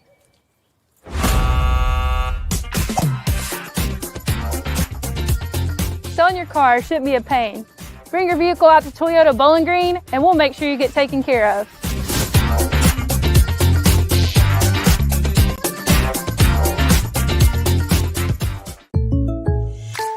With State Farm Home Insurance, you can get the help you need from a local agent if things get complicated, and from our easy-to-use app whenever you need it. Call State Farm agent Will Coker in Bowling Green today. Gear up for spooktacular savings at Don Franklin Kia during the Kia Fall Savings Event. Qualified buyers can get up to $6,000 off MSRP on 2025 Kia Sorento models, or up to $4,000 off MSRP on 2025 Kia K5 models. Treat yourself to thrilling deals at Don Franklin Kia, driven by family. At Morgantown Bank and Trust, a home equity line of credit offers you flexible access to the value in your home. With 5.99% introductory interest rate for the first 6 months, all the cash you need is right under your roof. Call today. This isn't just bubbles, it's balance. Relax sore muscles, refresh your mind, recharge your spirit. Discover the best hot tub brands like Cal Spa, Hot Springs, and Free Flow at Aqualand on Campbell Lane. More than bubbles, it's balance. The emails can wait, the dishes can wait. Life feels better when you press pause. Find your escape with the top hot tub brands like Cal Spa, Hot Springs, and Free Flow. Available locally at Aqualand on Campbell Lane. Your backyard getaway awaits. Gear up for spooktacular savings at Don Franklin Kia. During the Kia Fall Savings Event, qualified buyers can get up to $6,000 off MSRP on 2025 Kia Sorento models, or up to $4,000 off MSRP on 2025 Kia K5 models. Treat yourself to thrilling deals at Don Franklin Kia, driven by family. Welcome you back to our post-game show here from South Warren High School and the Don Franklin Bowling Green Kia Game of the Week on the 7 Mountain Sports Network. It's the Spartans that take a decisive victory, 51-23, and move on in the 6A state playoffs. And as they move on to next week, we take a look at your stats from tonight's game, at least according to our numbers. The Spartans with that 51 points over Hopkinsville's 23. Looking at their total yards tonight, almost 300 passing yards tonight for the Spartans, over 150 rushing. Total yards over 400 for the Spartans, one of their stronger performances offensively this season. And you look at that turnover difference between Hoptown and the Spartans. Noticeable difference there, not a whole lot of turnovers attributed to Hopkinsville, but enough for the Spartans to take the win here tonight. A big difference there. The second half wasn't a strong one for the Tigers as the Spartans started that fourth quarter with their running clock after several quick offensive plays, padded the score, and ultimately put the Tigers away and initiated that running clock. Hamp, how did they look defensively, stat-wise, and who are some guys that maybe stuck out to you? Man, really, on the defensive side, I can't say that any one particular person stepped out. It was all defense, all team, all heart, man.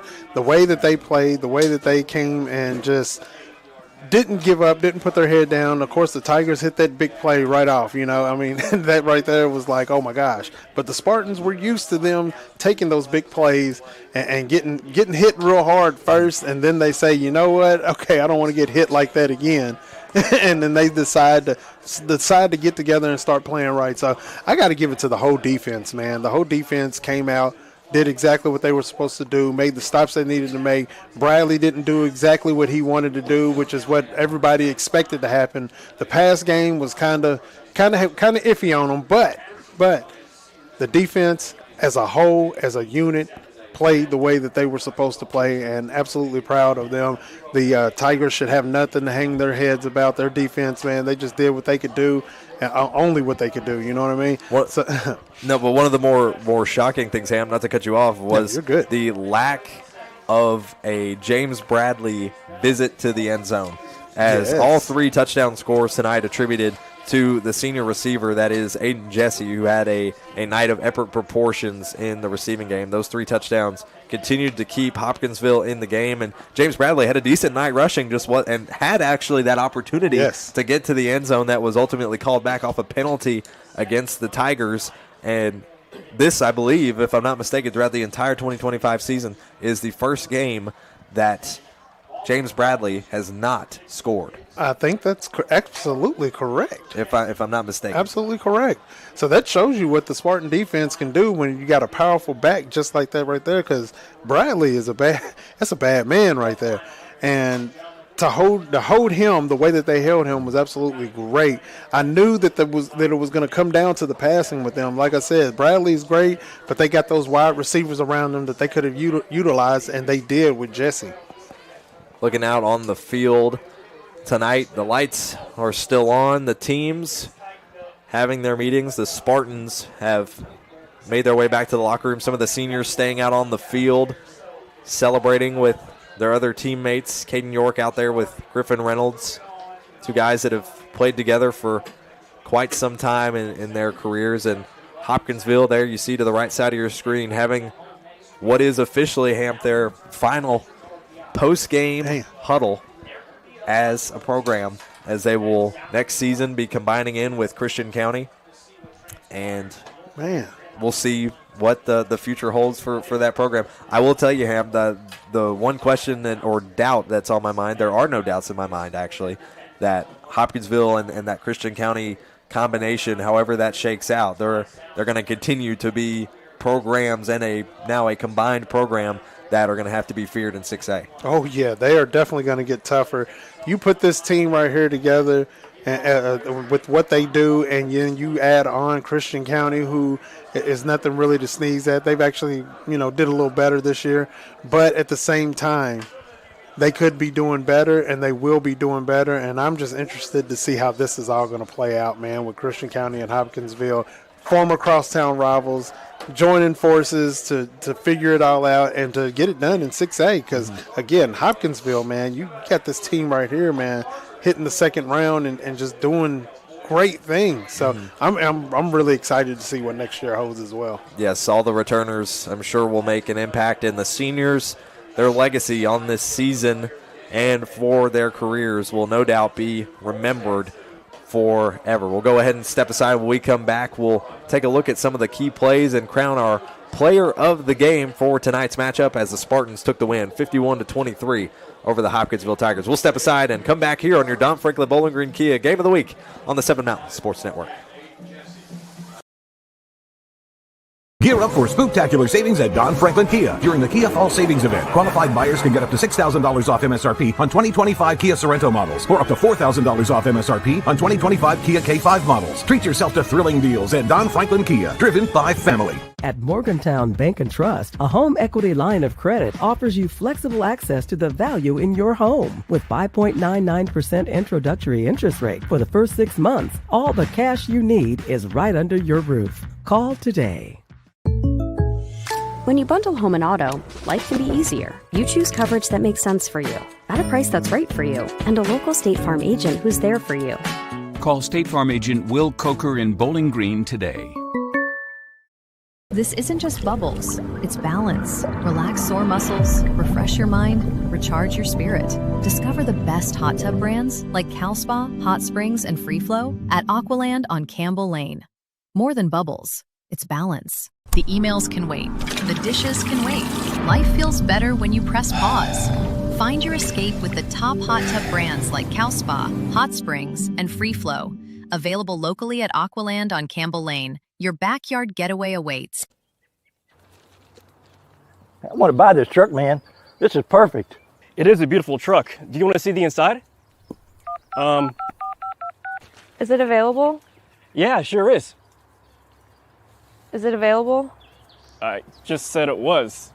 Hey, how many miles has it got on it? Just over 30,000 miles. Still practically new. But it's got rain on it. What? Do you want to see the inside? Do you have any questions? No. I have to think about it. Also, it has rain on it.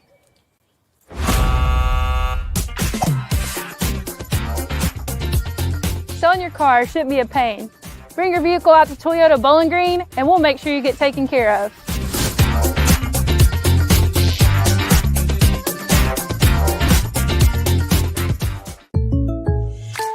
With State Farm Home Insurance, you can get the help you need from a local agent if things get complicated, and from our easy-to-use app whenever you need it.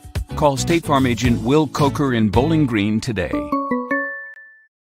At Morgantown Bank and Trust, a home equity line of credit offers you flexible access to the value in your home. With 5.99% introductory interest rate for the first 6 months, all the cash you need is right under your roof. Call today. Gear up for spooktacular savings at Don Franklin Kia during the Kia Fall Savings Event. Qualified buyers can get up to $6,000 off MSRP on 2025 Kia Sorento models, or up to $4,000 off MSRP on 2025 Kia K5 models. Treat yourself to thrilling deals at Don Franklin Kia, driven by family. Welcome back here to South Warren High School as we wrap up our post-game coverage of your Don Franklin Bowling Green Kia Game of the Week. It's the Spartans that take the win 51-23 here on senior night in the second round of the playoffs. The Spartans will advance to play, I believe, at least at the current point, I believe Henderson County and McCracken County are still playing. Henderson County with the advantage there in that matchup, so it looks like that the Spartans will play the Colonels, but that game is still actively going on here tonight. And as we wrap up our coverage, we, of course, always appreciate being able to crown a player of the game. And tonight's player of the game, brought to you by Warren, RECC, and NCTC, is South Warren's Jake Carter. The senior receiver has the program's career all-time receptions record and is also tied for receiving touchdowns for that record. Wasn't able to break it tonight. Only had one touchdown. That was on the ground rushing, but had a couple of huge catches, 144 yards on 11 attempts, and nearly taking out our cameraman there on that play, but still was able to get it done. Congratulations, Jake Carter, your tonight's player of the game, presented by Warren, RECC, and NCTC. For your high-speed internet needs, choose NCTC, powered by Warren, RECC. It's fast, reliable service with a hometown touch. Congratulations, Jake Carter. I feel like I've been waiting all season, every single time that we've covered the Spartans, to be able to say that, and finally we get to say that Jake Carter is our player of the game. Oh, man, and very well deserved, man. He absolutely put everything on the line tonight and did his thing, man. Jake Carter, congratulations. There was a point in this season where it looked like Carter would have a 1,000-plus receiving yard season. He very well could have had that. I think he was riddled a little bit with a couple of injuries midway point through the season, but ultimately is still showing up when it matters most here in the postseason for the Spartans. 28 seconds are left in the game between Henderson and McCracken County. Henderson leads 41-34. As it currently stands, if Henderson County is able to come away with the win in the final 30 seconds of the game, it will be the Spartans who face the Colonels. If I'm not mistaken, the Spartans would host Henderson County here next Friday night in the third round of the 6A playoffs here tonight. As we wrap up our coverage, any final thoughts from our crew, including Big Hamp? Any final thoughts? Man, not this evening, man. Just excited for the Spartans and ready to see what they do next. They're a phenomenal program. They have been since it feels like their inception. They have had the ability to perform, ability to step up in the big moments when it matters most, and something special is brewing this season at South Warren. You could feel it in the air, and unfortunately, you just hate to be any team that steps in their way. Oh yeah, man. I'm just hoping we get to cover it the rest of the way, man, because they are so deserving of everything that they got coming to them, man. To go into a new into a new class of 6A, man, where the competition is supposedly, the best of the best. It's supposed to be harder, and they made it seem so. I don't want to say so easy, but they've just made it seem so seamless to go from 5A and on into 6A, from 3A to 4A to 5A to 6A, just sliding in there and winning district and all of them and just doing what they do, man. I'm proud of the South Warren Spartans. I'm a purple. I was going to say, you're a purple. Don't let the purples hear you say that. That's all right. We're all Bowling Green, man. I'm gonna root for what's good and what's right. And with those final scores, we did mention Bowling Green is going to be moving on, it appears, as they are currently playing against Apollo still, but Bowling Green leading decisively 52-21 in the fourth quarter. Owensboro takes down the Greenwood Gators 42-14. Paducah Tillman with a final score over Franklin Simpson 49-14. Logan County decisively takes the win over Elizabethtown on the road with a 34-0 final for the Cougars. And Union County again takes that win over Glasgow at Glasgow 10-7 the final score. Bowling Green will head on the road and play the Red Devils at Owensboro next Friday night in the third round of the 5A state playoffs. Henderson County and McCracken County continuing to wind down. There's 13 seconds left in the game, and it is 1st and 10, I believe, for McCracken County with a chance to win the football game still. Henderson County with the lead currently 41-34. We're going to stay on the air here until that game wraps up so we know who to expect the Spartans to play next Friday night. Regardless of who takes the win, it will be the Spartans who host. They will have home field advantage with the top RPI in the class. There's really no question about that. If they continue to march their way through the postseason, they will host until they head to Kroger Field. So a great advantage for the Spartans as well. They get to show off this nice new turf field that we've really become accustomed to. It's crazy to think that just a couple months ago, there was still a lot of construction going on around the field. Yeah, and it looks real nice out here now, man, because I'm telling you, like you said, all the construction that was laid up here, just the way they've done everything, man, they've turned this campus very nice. This I was just talking to one of the statistics guys up here, man, and talking about how it was a cornfield around. Felt like we was in a field of dreams when you came out here to play, man. And it's absolutely beautiful out here, man. They did a terrific job. Whoever did the designing, everything. I'm loving the gray on the track to match their uniform or match their school colors, but I love the gray track. No, they've got the gray track. They've kind of got the starting zones for the relays that are the off black color, while the rest of the track is gray. So it's got good accents. I mean, it matches the field. You've got the black with the white shadows on the numbers. It just adds to such a great atmosphere here at South Warren. They got all the new upgrades, not just for the football field. They also got the brand new soccer complex that's just behind us here in the press box. And just on the far side of us is the Spartans baseball field, which just got a new inner section of turf for that program. I know last year there was a couple of chances I had to call some baseball games for the Spartans. And wouldn't you know it, every single time, Hamp, they got rained out. Oh, so I'm hoping if the opportunity comes about again, that is not the case, because they got the field now. They ain't got to worry about the rain. They ain't got to worry about the rain anymore. At least fingers crossed. I say that, and now we're going to have some record-setting months of rain to take us down. 3 seconds are left in the Henderson County-McCracken County game. McCracken County is 3rd and 3 with 3 seconds to go. They still have a chance to win, with the Colonels leading 41-34, and the final score is there's a final timeout taken by McCracken County with 3 seconds left here. So we'll stay on the air until we get that final score for you all. That way we'll know who the Spartans can expect to host here next Friday night. I would anticipate, at least as of right now, that we will probably have that coverage here on the 7 Mountain Sports Network. However, it will be radio only, I believe. So this week we were YouTube only due to the Western Kentucky women's basketball being across the Point Rocks airwaves, across all the different channels and whatnot. So we were able to stay here. And we're still staying on the air. Matthew Clark holding me against my will as he's looking and laughing at me. Well, y'all know 3 seconds is like 3 minutes. I'm amazed I'm amazed I made it through this game, to be honest with you. I mean, I told you I was running on ibuprofen and nasal spray showing up here. Final score is official. Henderson County will make the trip down south to host the to face off against the South Warren Spartans right here next Friday night in the 3rd round of the 6A playoffs. And Hamp, I would imagine if things go according to plan, we'll have all the coverage right here. For our entire 7 Mountain Sports crew as we sign off the air, for Big Hamp, for Megan Geisler, who was up on the roof on our game cam, Dalton Lawson, who we had on the field cam for a period of time, Matthew Clark, our producer-director, I'm Ryan Murphy, signing off for now, and we'll see you next Friday night for our Don Franklin Bowling Green Kia Game of the Week. Good night, everybody.